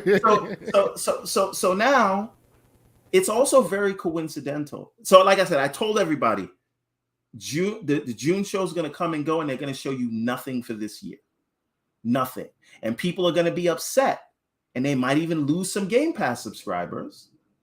But that looks even better when you're trying to close this deal, right? Now, again, they're dotting every I and crossing every T. They just put out this neutrality statement and signed this agreement with CWA for these unions for Activision, because any potential roadblock of blocking this deal, Brad Smith and his team are taking them out of the way. And on that note, that point, it is a big deal for a tech company to say, hey, bring on any unions you want. We'll recognize them. That is the holy grail for any kind of regulatory body. So the fact that they gave that up is very telling, like very, very telling. So again, there's no stone unturned here. So I say all of that to say, how convenient is it that they delayed Starfield and Redfall, both games from the last publisher they purchased, until around the time when they think the Activision deal is closing. And all of their major games, every one of them that would have made the news cycle go, oh my God, Xbox is unstoppable. Every one of those games is all pushed to 2023, which is when the Activision deal closes. Come on, people, vote, because it's starting to look bad. Come on now. People thought they were crazy, but it turns out they were crazy like a fox. And the calculation they made is that when 2023 gets here, all the people that were pissy and upset and screaming in spaces and saying, I think I need to cancel my Xbox Live subscription, all those people will think they were bloody geniuses. And they're going to think all that has happened overnight. And they finally woke up, when in reality, it was the plan the whole time. They sacrificed 2022, and in 2023, all will be forgiven. Because you know what you're going to get in 2023? Redfall, Starfield, Forza Motorsport, Diablo will probably be first party by that time. Maybe that's when you actually get Deathloop. Maybe that's when you actually get. Okay. This is before we get to the avoweds and all these other things. So you're saying all of this was on purpose? 100%. And the fact that the unions thing, good point. I will concede the point on that 100%. Not buying Crystal Dynamics for what they clearly could have pocket change. Which they clearly could have done. Although that right there would have put more onus on the regulatory bodies to take another look again, which I suspect they didn't want that heat on them at that point. So I hear you on that. My only thing, and and obviously we've been going through this again, and this is not a rehashing of the back and forth. I will just put this out and I will let him continue doing his victory lap, because whether you like it or not, the year is ending exactly the same way his theory precludes that it would end. I want to add another thing. But hold on, before we get there, hold your point. I promise I will let you get your point out. But I will say we have tested this theory against a few folks. Your Jez Corden has heard this theory, and he says that Mr. Everborn Saga is smoking something, because if that were to happen, and I'll let you continue, if that were to happen to him and One Bad Mother, shout out to him, a friend of the show, have both sensed that although it is an interesting theory, if that were to be purposeful on their part, it could be seen as devaluing the stock, and any of the real stockholders could take issue with that, because at that moment you're basically taking money from their pocket by making yourself look bad, and that would bring regulatory concerns. That is don't take it from me. I thought that, and then Jez Corden confirmed that, and OBM also confirmed that. Okay. But continue, sir. Continue your victory lap. Does Hogue Law think that? Because I haven't actually heard Hogue's point on that yet. I don't know that you can prove that to anyone, right? Because at the end of the day, if you're an investor and you want this deal to get closed, then you have to do what you have to do to get it closed. But my point is, the final nail in the coffin in this theory, and I promise you this is what is going to happen,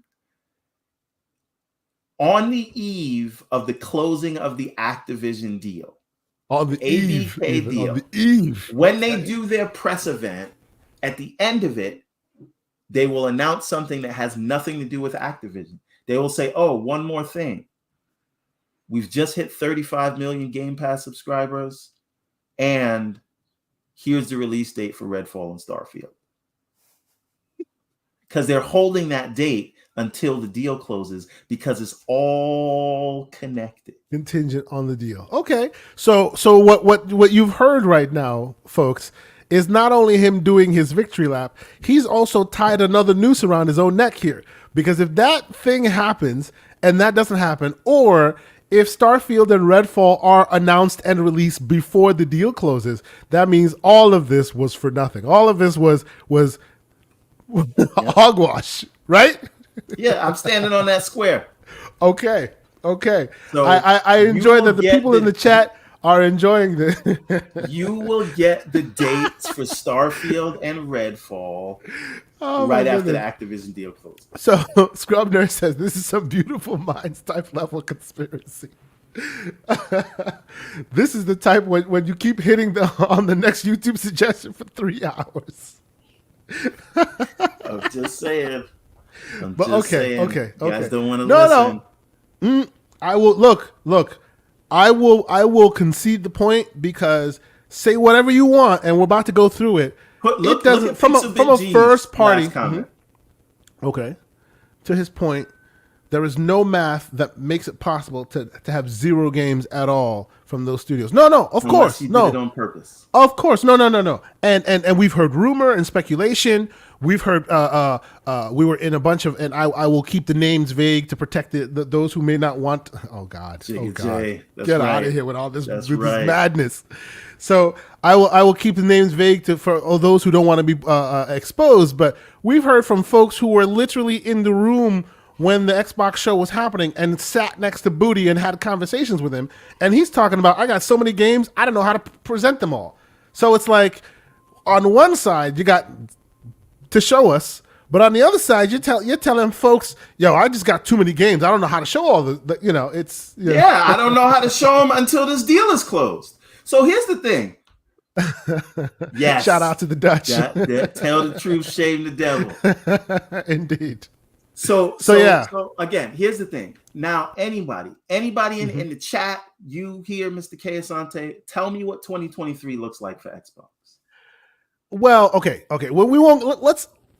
Xbox I don't want to take the boot off the neck of 2022 because look, 2022 is a wash. It is the worst year in Xbox. So this is the thing, history. and I'm not sticking to just Xbox. This list will show you everyone. I want to see what 2022 will bring us. Right, 2023. That gives you look to me. And this, and I think you'll see my point a bit because you've made the same sentiment as well. Any game that is in 2023 can get delayed from 2023. Any game. So any of those dates that they say, oh yeah, early 2023, nothing is real until I have an actual date. Yeah. Okay. Until I have a date. Starfield could be 11/11/2023 for all I know. I saw a rumor that said it was 3/3/23. Who knows? That was completely made up. Who knows? That's my point. So if it's in 2023, it's vaporware for now, to me. You know who knows? Brad Smith knows. No, he doesn't. Brad Smith knows nothing about the gaming environment. Nothing is getting put out without Brad Smith say so. All of a sudden, Brad Smith becomes Voldemort. He knows all. Gets sold in Central Park. Brad Smith has a piece. That's all I'm saying. Stop it. Okay. June, right? This is June. We're in June now. Has anyone played anything new? Shredder's Revenge, notwithstanding, that is worthy this month. And that is an open question to anyone and everyone in the chat, yourself included, that wants to talk. I think Shredder's Revenge is the one, though. That's the big one. It is the one. Played it. Everybody universally loves it. If you notice, there's some regurgitation on this list here. There's Fall Guys, right? And shout out to Mr. Joe in the Dark in the chat. He's bringing up Mario Strikers. I haven't put that through its paces yet. I really will, though, because I have liked the Mario soccer series. Right? I hear the Strikers is a lot more arcadey than all that. I just haven't had the chance to really put it through its paces, so I can't really be the judge of it right now. I'm not sure Everborn you have either. Right? Am I wrong? No. Mario Strikers, yeah. So I may report back on that, but I would say Fall Guys, regurgitation, but it's good that it's on Xbox. I hear a lot of Xbox people enjoying that now. I think we should jump in on that at some point. My kids and I will play that as well. Naraka Blade Point. This game is getting a lot of attention, and rightly so. It's been on PC for a while. Yeah, it's been on PC for a while.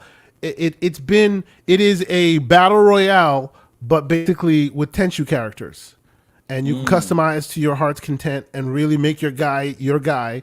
And they got grappling hooks, and they got all the matter of weapons for the samurai and the ninja and all of that, and it's very cool. And it looks like it's getting a campaign, so that interests me. It's now in Game Pass, so although it's a regurgitation, it's still looking like it's finding its sea legs there, right?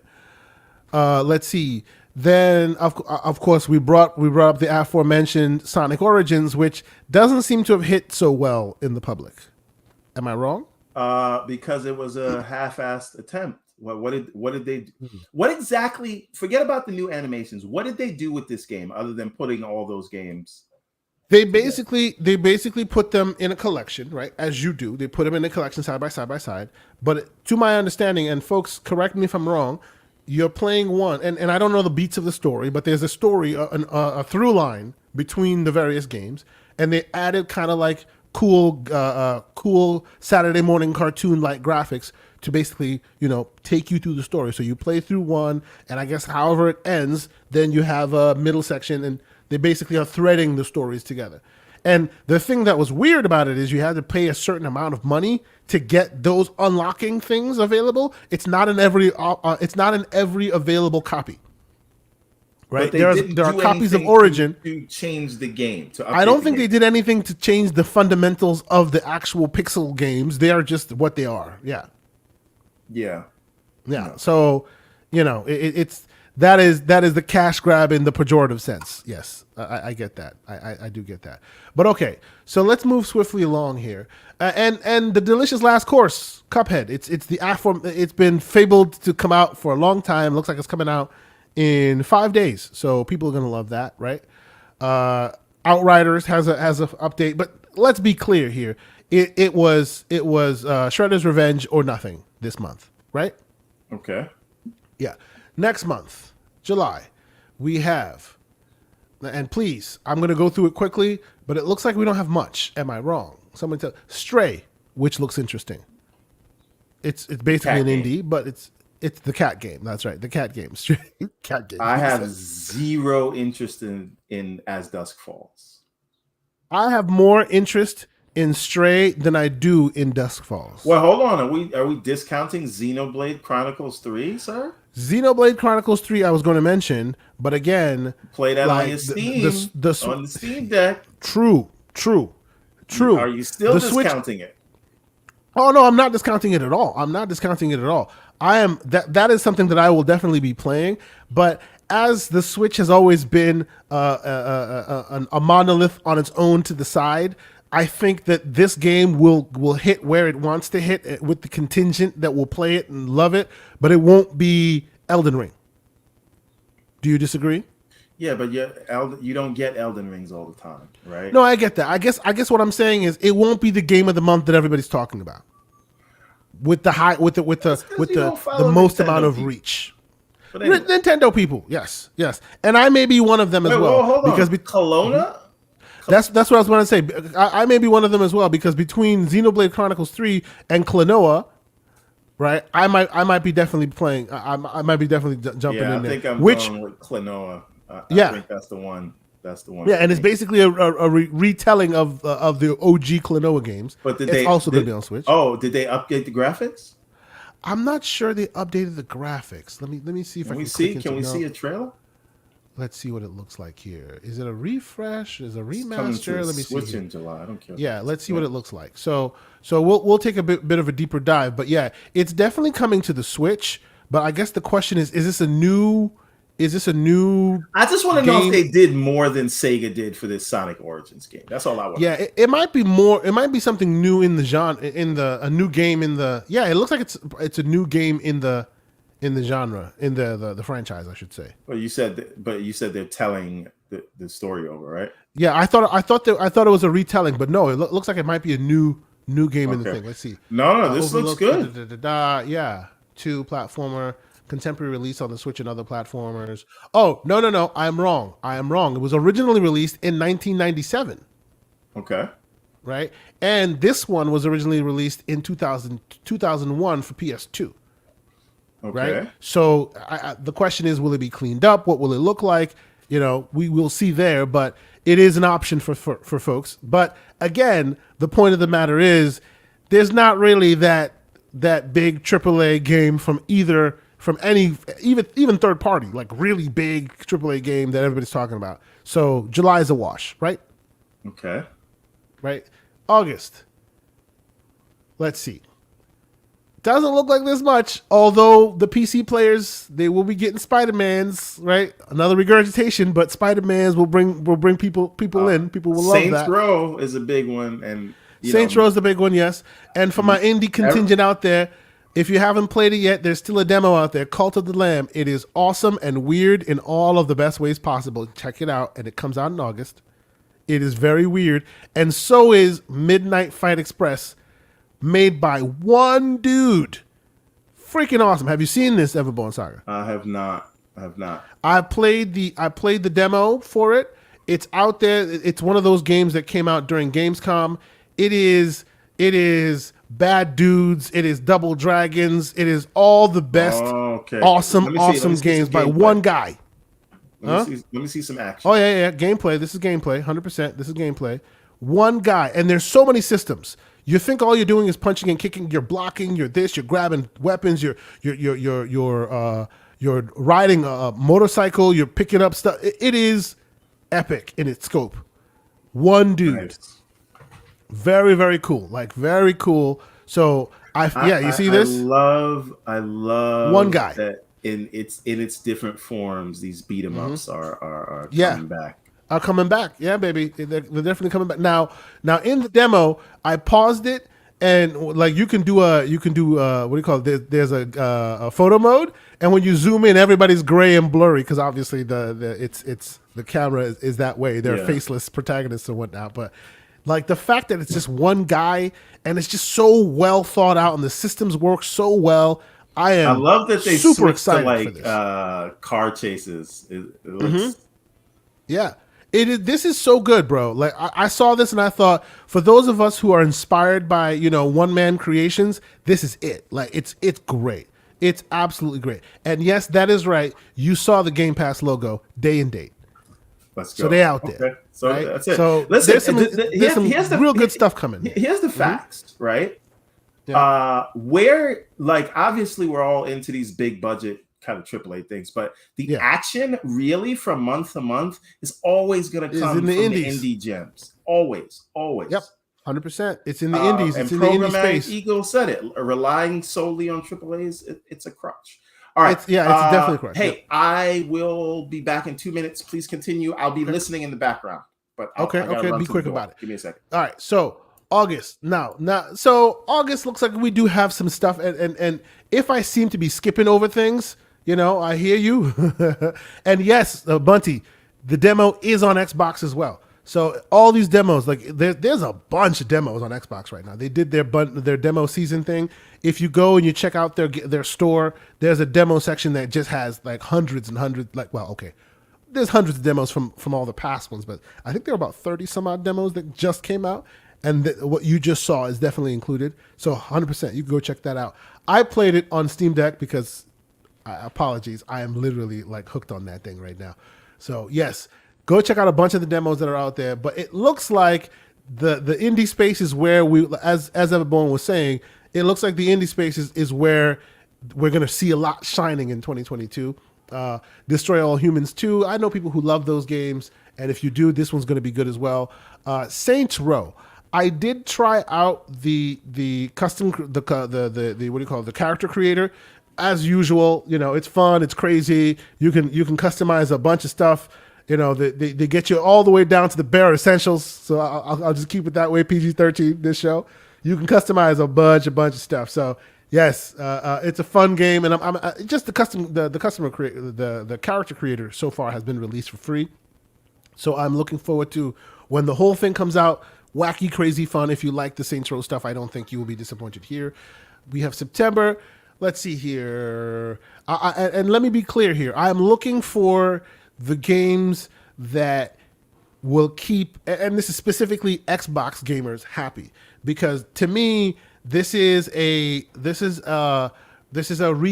not necessarily a bad thing, but this is us discovering what Xbox has to offer, whether it's third or first. And I think they still have a pretty good offering to make for folks for this year. It's just first party is pretty lacking, I suspect, right? So let's just go through this here. So, and most of these all come to all of them, right? Lord of the Rings, Gollum. That will be kind of a pretty good title for those who are interested in it. I'm looking forward to seeing what this JoJo's Bizarre Adventure thing is. Is it a remake of the first one, of the one that I remember, or is this like a new entry into the series? I have not seen it because for those who don't know, this was a very big 3D fighter way back in the day. I really enjoyed it from back when I used to play it. I think I played a version of it on Dreamcast. It's just been a while, and now it looks like it's coming back. It kind of looks like a retelling, like a reimagining of the same game, but I love the cell shading and the art style and whatnot. So for my fighters out there, as a shout out to Pong Soul likes to say. He likes the grays, and as do I. So I will definitely be checking out JoJo's as well. Great. I see Mr. Joanna Dark in the chat saying it's a new entry. I appreciate it. Good stuff. I will definitely check that out because that does look interesting. Now, it's not like something that everybody will be playing. And likewise, I will also mention Metal Hellsinger. I think I mentioned this before. If you haven't played it, you should check it out. If you like metal music, this is for you. If you've played like Crypt of the Necrodancer, if you played Cadence of Hyrule, those are those are dungeon crawlers that basically crawl to the beat. You know, you fight bosses and fight enemies to the beat. This is the same thing, but not necessarily a dungeon crawler. This is more Doom style. So you're killing crazy monsters and beasts using your various crazy weaponry and whatnot, and you're doing it all to the rhythm of metal music. It's really interesting. If you have to like the music, obviously, there've been new music created just for it. It's very, very, very cool. So I thought the demo was pretty cool. And by the way, all these have demos, Metal Hellsinger included, also on Xbox. Check it out.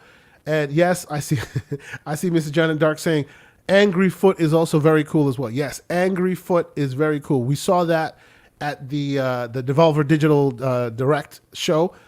Where basically there's a dude walking around very angry, kicking in the doors, and it's all first-person view with a foot, and you can throw things at people and you can shoot people. It's basically how long can you survive, but it's very cool, very stylized, very interesting kind of game. So I'm looking forward to that one as well. I played the demo for about, I think, 30 minutes or so. Very, very fun game. I have been looking forward to Evil West. Now, for those who haven't checked out Evil West, the graphics are really interesting, and it looks like it's made by Focus Home Interactive, Focusrite. So that's who will be publishing the game. I'm hoping. Oh, and it's only restricted. Oh yeah, because of course, the game is most likely adult content, so they don't want to let it be easily visible by anyone. But I'll play this trailer here. I'm really hoping this comes to Game Pass. I might buy it either way, but I think this is an interesting Game Pass kind of game. I have loved everything I've seen so far, and folks, let me know in the chat if you've experienced this game or if you've what your thoughts are on this game. It looks very cool. My only gripe is the very last bit of footage I saw, the gameplay I saw about it not too long ago, had you going into this like hellscape place, and when it loses the thread and stops being a Western and has like blood and gore everywhere, and it's just a river of blood and stuff, then it kind of loses the thread for me a little bit. But like this here is really awesome. I'm looking forward to this, and what actually got me excited. This got me on the radar with on Xbox's show way back in the day, and then I saw again a shout out to Lords of Gaming. They did a gameplay reveal on it.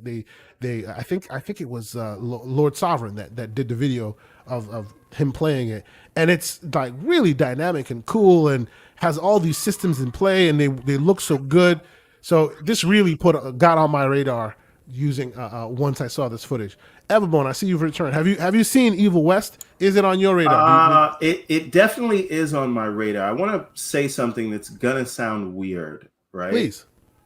When I look at this sort of over-the-shoulder shooter style of things, I feel, when we talk about Gears and how it hasn't sort of changed much. Oh boy, here he goes with the gear slander. Don't do it. No. This is all positive. I'm saying, okay, we talk about ways where how Gears could grow because it's such a rich the lore is so mm-hmm. Right. It's the world building lore, all those things are so great, but it's still the same sort of lumbering tank mechanics that it was in 2000 and whatever when it was first developed. And this seems like an evolution of the style where we're adding melee attacks and we're adding some of those other things. And I've long said that Gears should introduce classes that would allow for like a melee combat in that world. And a lot of people sort of didn't understand what I meant, but I think by the way, this is what I mean. This is what I mean by it loses the thread for me a little bit when it's like all gore and viscera like this, and all you're doing is fighting boss. It still looks cool. I just really liked the supernatural aesthetic against like normal like Western town kind of thing. But I'm sorry, continue. Right. So in saying all that, I say the gameplay style that I'm looking at here, it's very interesting, huh? It is, but I think it would work if you were adding more depth to whatever Gears 6 turns out to be. Because I would love to see Gears grow into like, not that it's not a household name, but like something that's a bit more that is approachable where it is now. Yeah. Okay, understood. But no, I've ever since I've seen Evil West, it's been on my radar. It's a AA game in its concept, but still, as you have alluded to, 2022, as far as AAA first parties are concerned, right? That's the big one that month. Yeah, that and Last of Us 1 if you haven't played it. If you haven't played it, and Deliver Us Mars, I will keep espousing its greatness, because Deliver Us the Moon was great, and it's by Dutch developers, and I love Dutch people, so there you go. So they have great. Now people on PlayStation can acknowledge that Tunic is a good game, because. But stop. Just stop it. Right. Stop acknowledging that ridiculousness. And now October. Now October. You've been wanting to talk October, so let's look at October. Oh, and Mr. Joanna Dark says he wants a survival horror game in the Gears universe, and I'm there for it. That's a good idea. Yeah, just put it on insane difficulty. You'll be fine. That's it. Yeah, that's survival horror. That's survival horror. That's right. So check this out. Now October, let's see. Overwatch 2, which anyone and everyone can jump into because it's free to play. I'm going to count that as a first party. Marvel's Midnight Suns, which honestly, I might play this, but I think its marketing it's selling people a shady bill of goods. It looks like the next Avengers game when it's not. Yeah, and even if it was the next Avengers game, that didn't do so well. No, it didn't. No Man's Sky coming to Switch. How? Interesting. Like, what's his name? I saw the head of studios playing it on his Switch, and it's not cloud only either. It is actually the full game on the Switch, and I think they've been very good at their engine. It's very scalable, right? So it's good that they've finally been able to bring it there. And it looks like, he's been so happy to bring it to the Switch, because it seems like it's always been a dream for him to have that game on the Switch. But hey, that game just keeps giving you more, and it keeps surviving, and it keeps growing, and it keeps getting better. They keep adding more. 6 years they've been adding free content to it. That tells you how successful that game has continued to be without having to charge you any extra money. Since that disastrous, quote-unquote disastrous launch, they have been giving you free DLC for 6 years, and they've never asked for a single penny after that.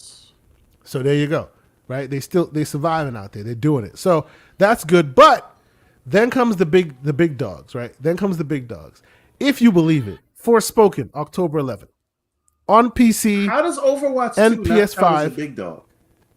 Well, because Overwatch is Overwatch, yeah, okay, I'll give you that. It's free to play now, so that'll change a lot. Players or some true. Like that? It is free to play now, so it'll even get even bigger numbers than that. So that is very much true. But I'm talking about the ones that people are looking at, not the known commodity, but the ones that people are like, how will this do? Forspoken, if it releases, so far it's October 11th. Do you believe it will hit it? 50-50. If it does release, I'm playing it on PC because I'm sorry, I want Xbox achievements, and for some reason, this one has Xbox achievements day one on PC. Oddly. And then we have Plague Tale Requiem, October 18th. Some people were thinking it'd be sooner. Unfortunately, it was not. What do you think? That's a big dog. That's huge. That's really big. Yes. And that's Game Pass day one. So that's a feather in Xbox's cap. That's good, right? As is Persona 5. Absolutely. Also day one Game Pass. I think we need to day one Game Pass, right? And I don't know. I thought this was already on PlayStation 5. What is the difference here? I think this is the PS5 version. You know how they do. They re-release the SKU, but give you all the updates and whatnot, since they don't live in a upgrade for free world. So here's the thing. I think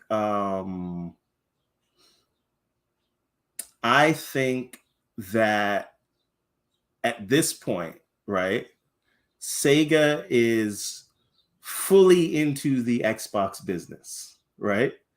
They're in the Microsoft business. And a lot of people said when Sarabon signed that deal, where's Persona at? They said that it's a partnership. Yeah. So I see the quid, where's the pro quo? Atlas has finally come to the table. This is the pro quo, right? Yes. Atlas has finally come to the table. But we got here. So the whole slate is on Xbox. So you are right that October seems to have a lot, right? October's the new February. October will show you through the list. Yeah, I know. October will bring you, and this is all today. October will bring you Overwatch 2, pretty big deal. It'll bring you Marvel's Midnight Suns. For those who will play that, it's a pretty big deal because Marvel always brings the boys to the yard, as they say. It'll bring you Forspoken, so those on PC and those on PS5 will enjoy that.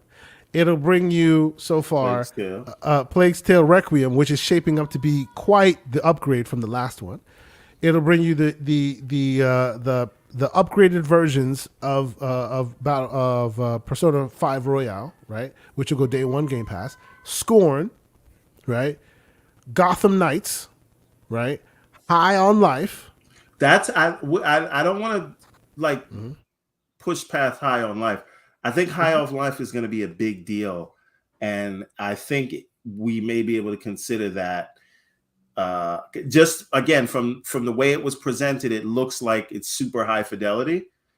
And it looks like it's trying to go for that Ratchet and Clank look. Right, and there's big name talent voice actors behind it.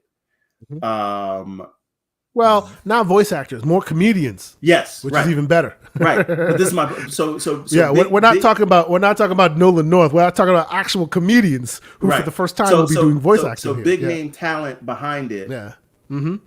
I don't think people realize this enough, and this is because of the way Microsoft presented it. But High on Life is their AAA exclusive for the holiday. But the question you have to ask yourself is, how long is that timed exclusive? Because they love doing that 30-day thing. Get to December. Are you sure about that? Because we have a whole month in between that might have issues there. As long as this is for 2022. Yeah. I don't even need. No, I just need you to get to Christmas Day. If it's exclusive to the day after Christmas. To talk on High on Life a bit, Can this we game gameplay for the people. Yeah, this game, and look at the density of the world there. That is all live gameplay. They took a screenshot of it. This is not a CG screenshot. So it is really, really hitting on high scale. For people to understand the reason I think this is so high fidelity, this is a game that was going to be an exclusive platform seller for the Stadia. When they shut that down, I guess they transitioned over to Microsoft. But there had already been a huge budget, and it was designed to be a system seller. And so now, presumably, it'll be a system seller on the Xbox. Yeah, one can hope. I hope that's what this is, because their I last feel like game, they should have presented it this way. And the reason they did it is because they didn't want to look aggressive, so they could close the Activision deal. I'm just saying. Yeah, you can keep getting slanderous all over the place. Fine, but go ahead. People are not pretending like this is not a AAA exclusive. Let's not pretend that it's not. Well, okay. I don't know what the budget looks like. I don't know. What I can tell you is the past game they did was a budgeted title, but it was great, and that was Trover Saves the Universe. And here's a bit of footage of the game that we're talking about here, and of course that's the dude that does Rick and Morty. Right, if you heard his voice as soon as you saw it, and clearly, as you can see here, they're going for a much higher budget. This game reminds me of the way the game mechanics work. People in the chat help me. He says he agrees. See, Pragmatic Eagle. I love you bringing the logic. I appreciate you, good sir. It is what it is. It is what it is, but I'll just put that out there. Just keep it moving. Just saying, but yeah, man. So this game reminds me of remember Abe's Odyssey? Okay. Remember the Abe games, the Abe franchise? Wait a minute. I do remember that. Before you continue, Jigga J had a comment that I'd like you to highlight, if you could, please, sir. The Sega's the next acquisition. Yeah, but just throw it on the jumbo screen, just because. A man after my own heart. Thank you. Are you happy? Okay, let's move quickly along. All right. So the Abe franchise. There was another game in the Abe franchise that wasn't just that small little guy running around, but it was a hunter. I forget the name of the game. Somebody please remind me of this game. And it had same idea. It had live bullets, weapons. They weren't humans. humans. They didn't have voices, but they were like bugs and gnats and things that you could use to shoot your gun and all this. A very fun game. It's at this point, it's been on PC. I think it's even been on mobile at this point. It's part of that Abe's Odyssey Abe franchise. It looks like it borrowed a lot from this game. Borrowed a lot from that because this too has like no, but this is less. This is less ugly than the Abe games. Munch's Odyssey. Yes. Thank you very much. Yes. Munch's Abe's Odyssey. Yes, I think that's the one. Let me see if I can find that game because it evokes a bit of that. Obviously, it's not the same game. I'm not saying I wouldn't presume to say that it is, but you can see that hey, there's some influence there. So I'm excited. I'm excited about this. You're absolutely right that this deserves a lot more attention that maybe it's gotten, right? So I do like the characters. It's very, very, very interesting. Let's see, Abe's Odyssey franchise, and yeah, see right here. Here's where I think it's shooting a bit for that Ratchet and Clankness of it a bit, which is very cool. Like they're shooting for that higher fidelity for that AAA style game. I'm very excited to see where they go with that. So no, I do think that you're right that Stadia's loss was Microsoft's gain. They waited for Stadia to fold, and they went and they scooped up Kim Swift, and they scooped up they scooped up a bunch of the Kojima. They scooped up a bunch of them. They definitely made the call, and they were like, "Oh, y'all are done? Well, why don't y'all mosey over on down here real quick, and we'll continue the ball rolling." So if only they could have done it with Tomb Raider and well, but unfortunately, that thing came out at the wrong time. It all unfortunately came out. Swear to God, the timing just wasn't right. They had to leave that to the Embracer Group gods. But Embracer Group is like a parking lot, really, right? We could always come back there later and come pick up the car later. I'm just saying. We'll see about that. Yes. By the way, did you see Stranger's Wrath? That's the comments game. About we think that the Tomb Raider franchise will do great as long as we set reasonable expectations. I was like, ooh, jab, stab, Square Enix, jab. You didn't even finish that deal yet. We have to protect ours, right? We have to protect ours. Oh my goodness. Yeah, we have to protect our investment, right? We bought them, so we at least got to, represent and say, hey man, these guys are great that we bought. We're gonna make sure that they do well with it, right? So I don't see them saying what they're saying as a bad thing. Gabe, aka Cali Kid, has a question. Gabe, aka Cali Kid, has a question. So let's see what his question is. All right. Do we think that Microsoft really doesn't care that they have dropped the ball this year since Game Pass has done so well so far? Honestly, Gabe, let me give you my consensus, my thoughts before Everborn theory gets involved here. Honestly, in all honesty, if there is a small glimmer of truth to where Everborn is going, I think they recognize their pitfalls. They recognize where the ball has been dropped, but they also recognize that it works in their favor. So they're like, yeah, it sucks. We're mad, but we'll do better. And we're Microsoft, right? We have the 10-year, 20-year, 30-year plan. We always have. So yeah, people can complain this month, next month, 2 years, like 2 weeks, 3 weeks from now. Give them a year from now when we have Activision Blizzard in the fold, or when these games start releasing. All of this will be forgotten, right? They know that gamers are fickle creatures. So even though this was a black eye for them, they're taking it in stride and moving forward. That is my reading of the situation. Go ahead, Everborn. I don't think this is anything to do with Game Pass and being confident that it's doing so well. I think that in the near term, they understand they may even lose subscribers. But part of this battle, as you can see with the sort of letters from, Elizabeth Warren and those other groups, which it seems like that they've alleviated those. A lot of this is going to be decided in the court of public opinion.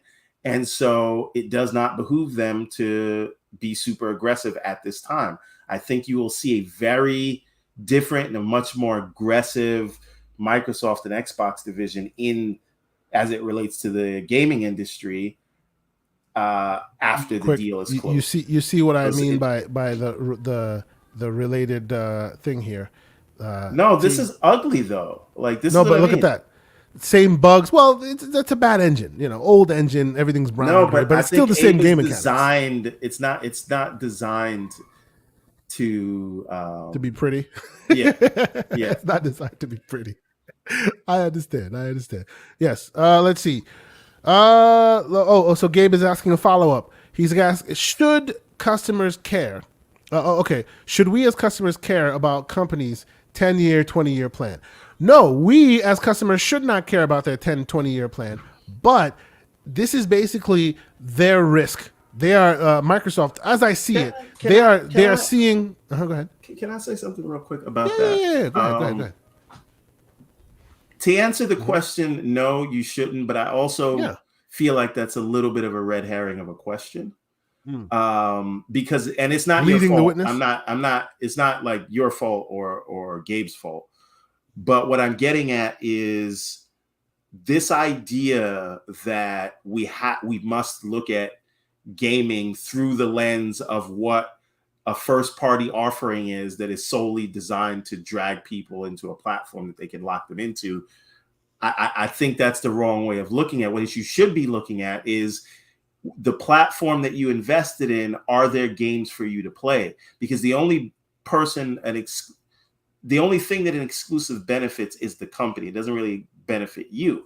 So if a game was delayed for more polish, it was just. Well, I mean, it benefits you if you're a console warrior. Now you got something to hold over you. Yeah, but that's hold over point. The ponies or whatever. But that's my point, right? Yeah. So if you're saying the year is a wash, it's a wash for first party, but that's only something for Microsoft and their bragging rights, right? So I agree wholeheartedly with Pixelbit here. His point here. That's what I think.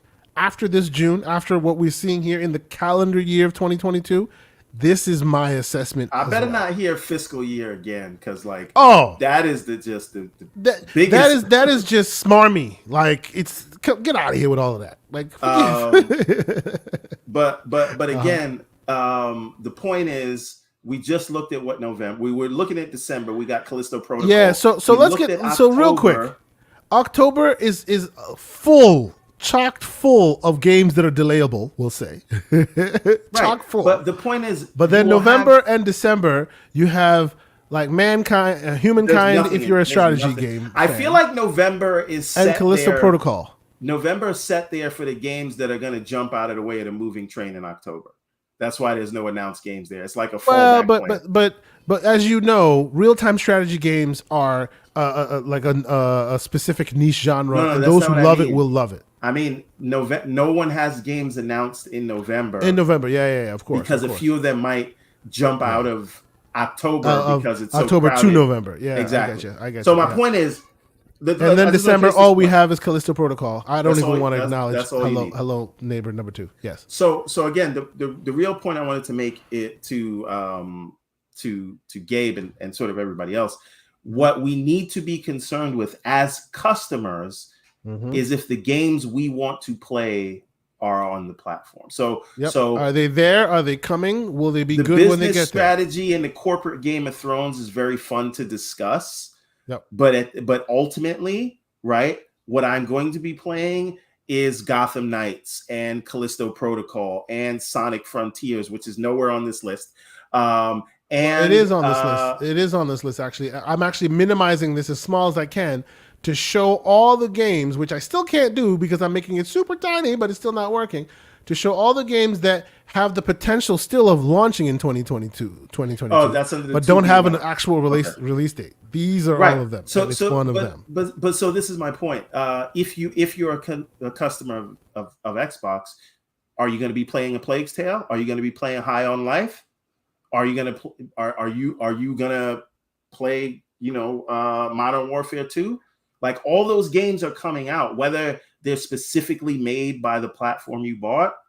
What does it matter? It's still the time you're going to spend on it. And I'm not saying like there's not a separate conversation to be had, but as far as you as a customer goes, Your concern is that you have games to play, and I would argue that whatever genre you're into, you do have games to play. Now, I was told that I missed the comment. I will go back and check. I see what's the gentleman's name. Is it Yaz Baez? I hope I don't butcher that. He thinks that it's a very dry year as far as AAAs, but Game Pass has been an incredible vehicle. For Xbox, you mean? Yeah, vehicle for deliverables to make the masses pay attention to Xbox. So that is a good point.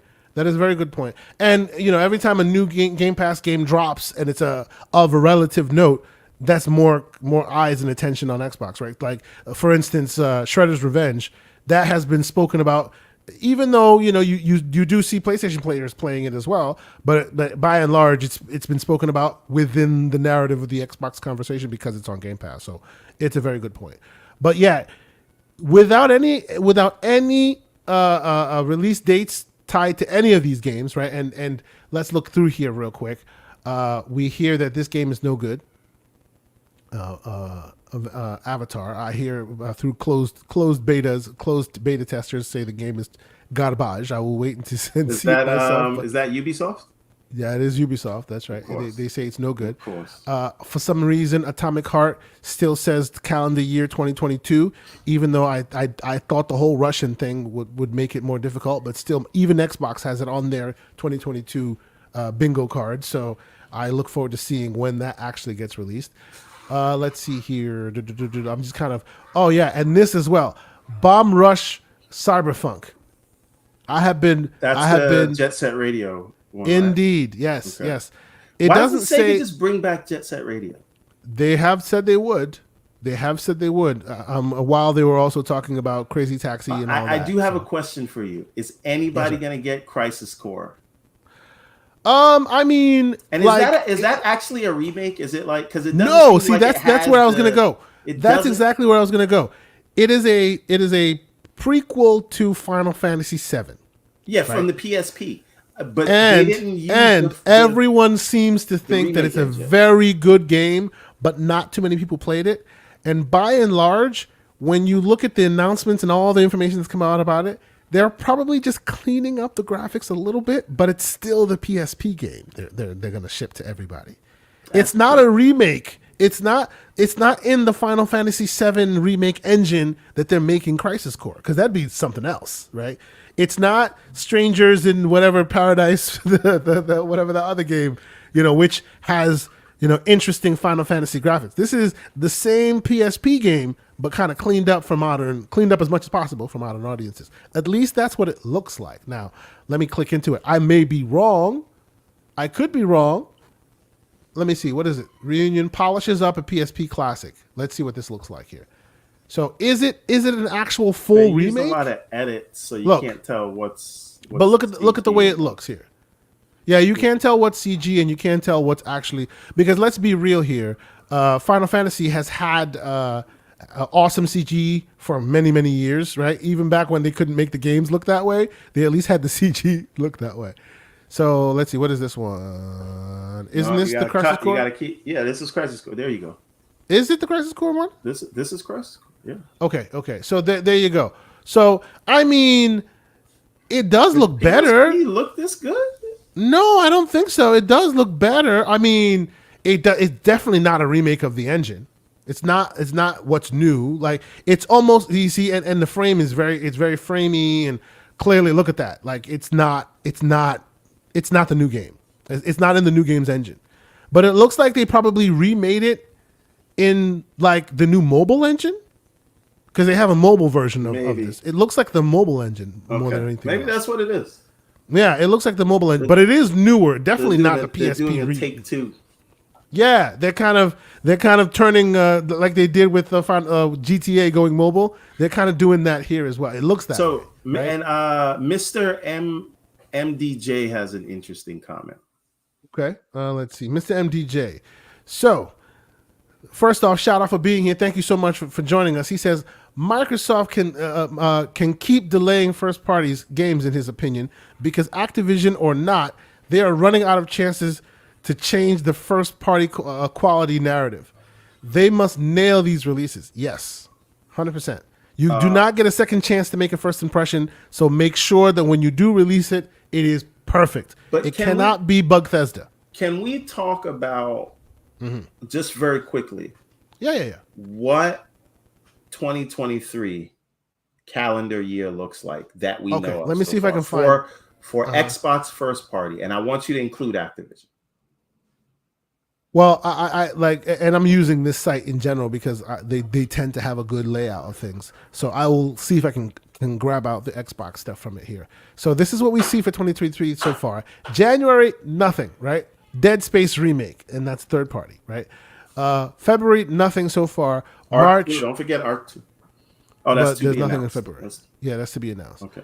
So these are the only things that have been slated for release. January, but those are March. Okay, so right, everything else has been kind of giving you a rough estimate, announced. First, they've given you a rough date. The first half, things like that.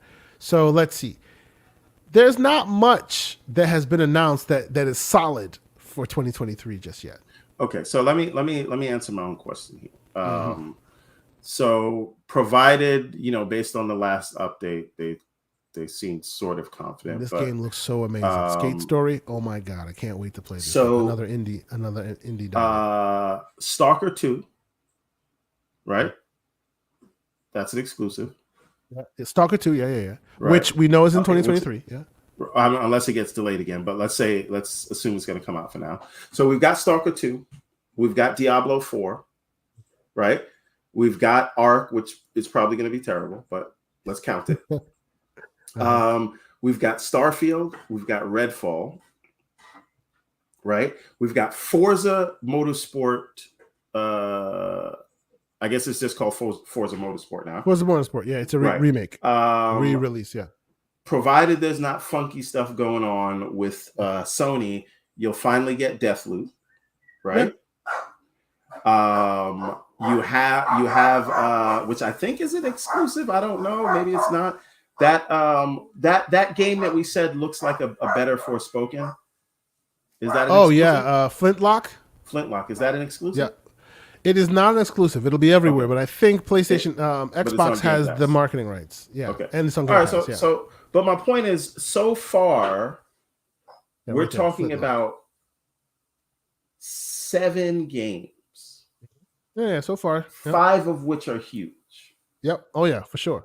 And many of which we haven't gotten any announcements for, so there's still more to come. And that's allegedly before June. So now, a quick aside, I have ended the poll.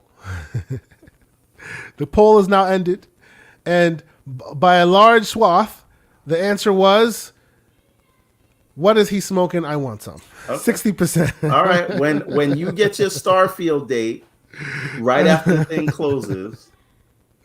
Don't. But hey, you got 40% going. It's the truth. All right. I'm winning them over. Yes. We are the enlightened. Oh yeah. Okay. So he points to his tinfoil hat for the audio listeners. The point I'm making is closing the hype of closing the Activision deal and all that back catalog coming into Game Pass, and then the 7 games I just listed, plus whatever else that I'm missing, because I know that I am missing some.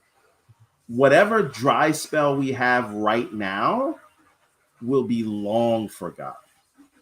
Oh, true. Well, and that's the point, right? That's to my point.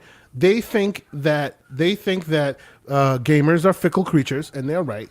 And they have short attention spans. As soon as the quote unquote big heavy hitters start showing up, all this will be forgotten. Nobody will even remember that all this drama happened. So, Programmatic Eagle had a question. Serious questions. Are you guys actually completing a game a month? I was until Elden Ring came out. That was sort of my goal of one game a month. That's what I did last year, just about. This year, let's go. Let's get the hashtag trending.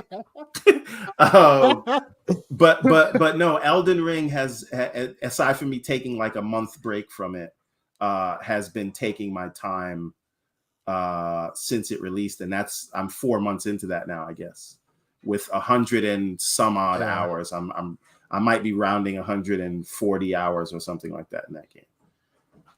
So. Yeah, for me, I have, like, at first I was also very gung ho about doing that, but as of late, I like just enjoying what I'm enjoying, and especially considering, like, now that I'm delving more into Steam Deck and whatnot, I find myself playing a lot of old games and new games at the same time, and I believe it or not, I think it's Game Pass / Quick Resume that has changed my method of play. I can't play one game at once, the whole But see, time. that's my thing. I can't. I play games in order to finish them. This is why I put, I don't know how, God knows how many hours, 200, 500 hours into Destiny until I realized what it was. I realized there was no end, and I was like, because they had reset all the weapons in one of those updates, and that's where I was like off of Destiny forever. So anything that is designed solely to just take my time, I can't play it because I don't feel like I'm being productive in life if I'm just clocking in. Yeah, you want a beginning, middle, and an end. I get it. Right? Because I can say, okay, I'm going to stay up late this night and that night because I'm working towards finishing that thing. And once that thing is finished, I can decide when I want to go on to the next thing. I completely get it. I guess I approach my gaming differently. It's more about how what my feeling brings, how I feel about a certain game and that I want to play at that time. It's kind of like a movie, right? Not every movie's for every occasion. Sometimes you feel like this, sometimes you feel like that. I feel like being gutted, so I watch an emotional movie, or I feel like a comedy. So I'm always in between 2 or 3 different games. I have my JRPG, and right now my JRPG of choice is Integrate. I'm playing FF7 Remake Integrate on Steam Deck and also on PC, more on Steam Deck than anything else.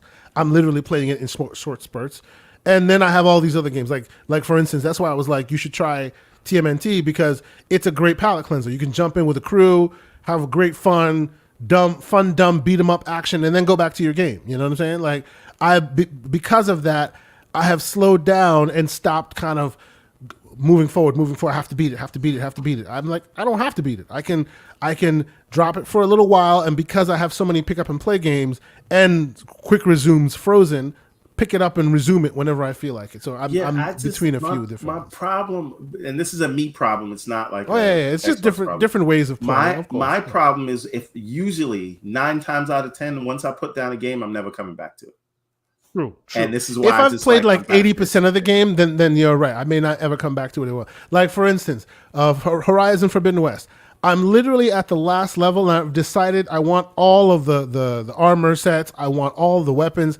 I want everything before I actually go to the very last game, right? So instead of going through and killing it, I have that very last level waiting for me. And now every once in a while, I go and I grind in the world for a couple hours, and then I quit. And then I go on and I grind in the world. At some point, I'll get everything I need, and then I'll play that last level. It may not happen for months, you know. Hey, can you just before we go, because I see Mr. John in the Dark talking about Ninja Gaiden. Do we know what this Wulong game is, or what kind of game? It seems like it's the didn't we talk about that? It was the Neo. That's what I always mess up that word. It's the Neo kind of spiritual successor. And if you've played Neo, it's very much, it's hard, brutal combat, kind of. Let me think. What's the name of that? Kind of FromSoft's samurai game. It's similar to that. Sekiro, Shadows Die Twice. Yeah. It's similar to that. So I expect a very, very kind of hardcore, tough to beat, but fun to play kind of game when it comes to that. And that is not exclusive, right? It'll go everywhere as well. It will go everywhere as well, but I think they have a marketing deal. The point is that it's coming to Xbox. It's not about and it's coming to Game Pass too, if I'm not mistaken, right? Well, and people think this is a joke or a meme at this point, but when they say Game Pass is the exclusive, they mean it. Yeah. If we can see that the sales are very close, especially this year, right? Neck and neck, right? Yeah. So if there are a lot of consoles being sold, and the numbers are fairly close to each other, I think the overall numbers are like 15 million to 20 million, which is a far, and that number's changing rapidly as the NDP and worldwide sales numbers more they come out. So it almost, and I know this is the fault of the chip shortage, but if we're talking about trends, Xbox is trending up in terms of sales, whereas Sony's trending down. It is interesting. It is interesting. So that'll change probably after PlayStation shows you what they got to show you, right? That's when that will start. No, I don't think it will change. No, you don't think so? No. Because right now, if a PlayStation is available, it is going to sell out right away, right? Okay. So even when they show you all that stuff, that will still be the case. This will be dictated by inventory constraints. But again, the thing to consider is not because that's just a factor that we're going to have to weight these sales against. But the fact is, the Xbox is sort of keeping pace, right? Yeah, even though they're even though the wind is not at their back and they're always getting smoke, they're still keeping pace, which is very interesting. Here's the fear, right? Not fear, but the concern, I think, on the Sony side is that if people actually find out about, the value that is provided, and I'm talking about non-zealot people, normal human beings, the normal people, the casual gamer. If they say, "Hey, this game is going to play the latest 2K, Madden, and COD, and maybe have extra maps in COD because it's first party or whatever," that's where the casual gamer is going to go. Oh yeah, 100%. I agree. The casual gamer is not worried about the 4K and all of this other stuff. Yep. Right. So when something is in this service, it may as well be exclusive. And the fear is that a customer who comes in and buy a PlayStation is now sold an Xbox, and then they're introduced into that ecosystem, and it's probably going to make it harder to change. That's right. Yeah, 100%. So now they're hooked. Yeah, indeed. So okay. So it looks like 2023 has the potential for upset and huge drama, and that's when the flywheel starts. But we really don't have like hard dates just yet, do we? We all have promises. We all have potentials right now, at least based on what's out there officially, right? Am I mistaken in that? No. But I mean, it's true, and they keep putting Legend of Zelda: Breath of the Wild sequel in every year's upcoming thing, and then moving it to the following. And it always just gets moved, and then it gets moved because eventually another Switch is coming. Eventually, right. Yeah. And by the way, on top of the 7 games I mentioned that are exclusive, you're also getting Street Fighters coming back to the platform. True. Yes, you are. 100%. So that is also definitely something to look out for. Yeah, absolutely. So, okay. 2022, even though from a first-party perspective might not be the greatest looking so far, it looks like, if you're a person who's not so hung up on that first-party exclusive stuff, you still will be enjoying yourself. There's still a lot of interesting games to play. As I've said on this show, and I will reiterate it, we'll take a quick break from topic, but I will reiterate it. I have been doing some spring cleaning because those who may know, Steam Deck users and old and console and PC gamers know that it is the time of the season, and there's a lot of Steam sales going on. So I've been looking at all of my past game history. They're not selling the Steam Deck. No, they're not. They're not selling the Steam Deck on the sale. No, they're only selling games. But to that point, I have been doing some spring cleaning. And because I have been doing some spring cleaning, I have realized that I have far more game codes than I know what to do with. For old games, for new games, and this is only for PC, I'm sorry, but for those out there who have decks and who want to play some things, I've been on Twitter. If you follow me, you'll see I've been posting a lot of codes here and there. I've been giving folks some codes. Here is and for the sake of the fact that we're here with Mr. Everborn Saga and we had Sonic news, here is Sonic and Sega All-Stars Racing. I am now putting a code for that in the chat. Whoever gets that, gets that. It is a PC code. I hope whoever gets it enjoys it. There it is. You know, I was just about to ask, why didn't you offer these to me? But then you said it was PC, and I was like, ew. PC only. PC only. So if you are a Steam Deck user, then you will love this stuff, right? And you know what? Hell, why the hell not? Here's BioShock Remastered, right? BioShock Remastered. Great game. If you've played it, you've played it. If you haven't played it yet, or you want to play it again on a Steam Deck and you don't have the Steam version, there you go. And I will continue dropping codes, a few here and there. I have so just to share real quick, just to show you guys the level what we're talking about here. Let me stop sharing my screen, right? And let me share my screen once again, my full screen, and share with you guys exactly what is my list here. I just wanted to share with you real quick. So it's kind of light, but you can't see it. These are all the games that I need to give away at this point, because these are all the codes that I will never play. So, ladies and gentlemen, where did you get these from? Games. These are humble bundle deals. They're like internet gives you games if you're looking for them. Codes galore. Okay, right? And a lot of the codes I already have. And many of these are free. This is why I'm always telling people, join the PC ecosystem. They throw games at you for free. All right, I'll tell you what. I think you should, at the end of every show, give out a couple until you yeah. You see there's some bangers in there. You see Elite Dangerous is in there. That's a very, very, very like AAA budget game. System Shock. There's just a whole bunch of games in there. So needless to say, if you haven't had a chance to check out some of these games, check them out. If you're not following us on Twitter, follow me, TKO Asante on Twitter, TK the number 0, and my last name ASANTE on Twitter, and you will see me dropping codes, and you'll be probably able to get yourself one of these codes. I've been dropping a bunch of them, and another cheap plug. As I said, we'll be doing a special game, a Steam Deck review type of show on Tuesday. You'll be getting a lot of codes there as well from me, because most of these games, if not all of them, play very well on Steam Deck. So that's why I've been dropping them. These are not you're not getting Cyberpunk level of hardware requirements. So all of these should work on any person who has a PC.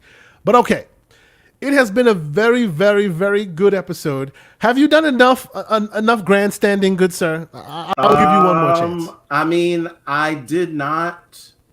You can keep going. Go ahead. Tell me. No. But only 40% of you saw the truth, and 60% of you don't understand what's going on. But when you get that date for Redfall and Starfield right after the Activision deal is complete, and they do that presser, and Phil Spencer says, "For the watch." Also, now he has to say for the watch as well. It's going to be a wink and a nod, but we'll know. A wink and a nod, yeah, a wink and a nod and a smile. When he says for the watch, you will know that what I was talking about was correct. So I say all this to say, you guys don't see it yet, but I can see the code in the Matrix, and you're seeing it, it sucks that we're saying, wait till next E3 or wait till next year. Next year's the year. But at some point, those broken clocks got to be right. You know what? I don't know what time it is. That's all I'm saying. Understood. So, okay, I think we'll leave it there. For today's episode. Before we go, though, I think I may drop one last code in the chat. Why? Because I'm feeling generous. What is this? This is MechWarrior 5. That's a relatively new game. Hopefully that won't kill your hardware. MechWarrior 5 in the chat right now for those who want it. Bam. Enjoy that. And by the way, if you are one of the people who's able to get this code, if you're able to redeem it, ping me in the DMs. Let me know you got it, so I know that one of y'all got it, and that's cool. And then I'll check it off my list. I have, like I said, spring cleaning. While I'm buying Steam sale games, I'm giving Steam games away. This is what's going down right now. Maybe the list will never run out. There's a lot of games, and some of these are really old, broken age, things like that. Some of them are for years ago, and I'm just like, I will never play them, or I've played them on console and they're gone, right? Maybe somebody hasn't played them before. I'm not going to sell it. People make somebody happy with it. So I've been throwing it around, so check me out on social media. You'll most likely see that I will be dropping codes. Unfortunately, they're only for PC, but they tend to be older games. So chances are, if you have any kind of computer, you can run these things. So, come check it out. And if you have a handheld PC of some kind, even better. That'll play great. But okay, we're rounding out the bottom of this episode. It has been awesome catching up with you, good sir. We life happened, and we had a couple episodes that were kind of off the beaten path, and maybe we weren't able to all be here, but we're back at it again, and you will see us back at this, in the near future. See me trying to break that thing off. It was not going to work. Wrong idea. Room, man. Wrong idea. The kid's supposed to hit it with the arrow. Anyway, but Mr. Everborn Saga, tell the great people what you are going to be up to this week. Tell us you're gonna be joining us on this Tuesday show, because I want you to join us on this Tuesday show, and I want you to put your party pooper hat on and come and just ruin the whole scenario, because I want all views represented on this show. So please tell us. Like you guys come to my show and hate on Sonic. The He-Man Haters Club. Come hate everywhere. All right. No, we shall see. But definitely this week I'll be on Boom Show. But listen, I need you guys to go to everbornsaga.com, because I just got some very disturbing news from the folks at Reed Pop. And they invited me to Comic-Con last year, but this year there were so many applicants, since the world has opened back up, that Everborn did not get a slot at Comic-Con. And now I'm on they said I could buy a seat at the main floor, but that's like super expensive. But Everborn Saga will not be, as of right now, will not be at Artist Alley. We are still hoping to get into Anime NYC. We will see how that goes. But I need you guys to come to the store, everbornsaga.com. Show your support. Talk. Maybe if you bought a comic or you supported the Kickstarter, say it on Twitter. Let people know that you're into the Everborn Saga. We want to prove to these people that they're making a mistake. So check it out, everbornsaga.com, Everborn Saga on Twitter. If you have the books, if you read the books, just, what I'm saying? Shout out. Exactly. Let it be known. Shout it out. Tell your friends to tell your friends. Tell your friends. No, I appreciate it. And to that point, Everborn, I would ask you to venture out a little bit. You know what I'm saying? And I know you've been thinking about it and possibly doing so. In my neck of the woods, there are many a great. No, actually, I'll tell you what. I tried to apply this year, but you have to do that like months in advance. Like for example, months in advance for NYCC, I applied for that back in March, and the show's not until October. Okay. So I will definitely be applying for the one in Florida. I might be sleeping on your couch that weekend. Hey, it's all good, brother. There's a room here waiting for you. Yeah. There we go. Right. So I will definitely be going to, what is it? Awesome Con in Florida. There's Awesome Con. There's a bunch of them. There's, So I'll definitely be doing that next year. We want to get to a place where we're doing one show every month. And that'll be like really good for the publishing business or whatever it is. So we'll get there, but we are going to do more shows. And you guys I want to really get the books, and I really want to get a table at Anime NYC, because I think that's kind of the styles of the books. They'll do very well there. So I want to increase the social media engagement as it relates to the comics. So if you guys, if you have the books, if you visit, check it out, talk about it, and we'll see what happens, see what decision they make. Awesome. No, and as an Everborn Saga book reader myself, I will be out there. We need to be out there, because I want to see you in more places than you have been so far, and that's awesome. So, as you've seen, I check the show notes. You'll see all of the information there.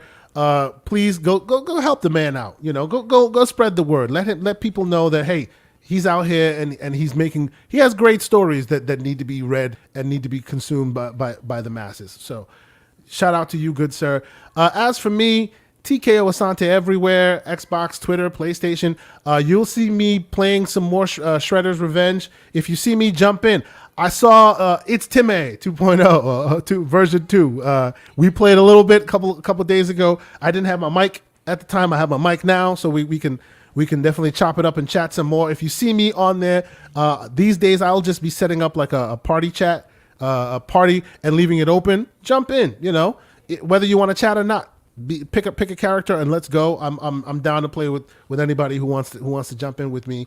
And yeah, Tuesday, there will be. I will keep checking my Twitter for all that information. We'll be having a really cool conversation. I reached out to Fuzzy Belvedere, reached out to Mav from Speculation, reached out to the Mooch, reached out to Slow Mo Backslap, a bunch of folks.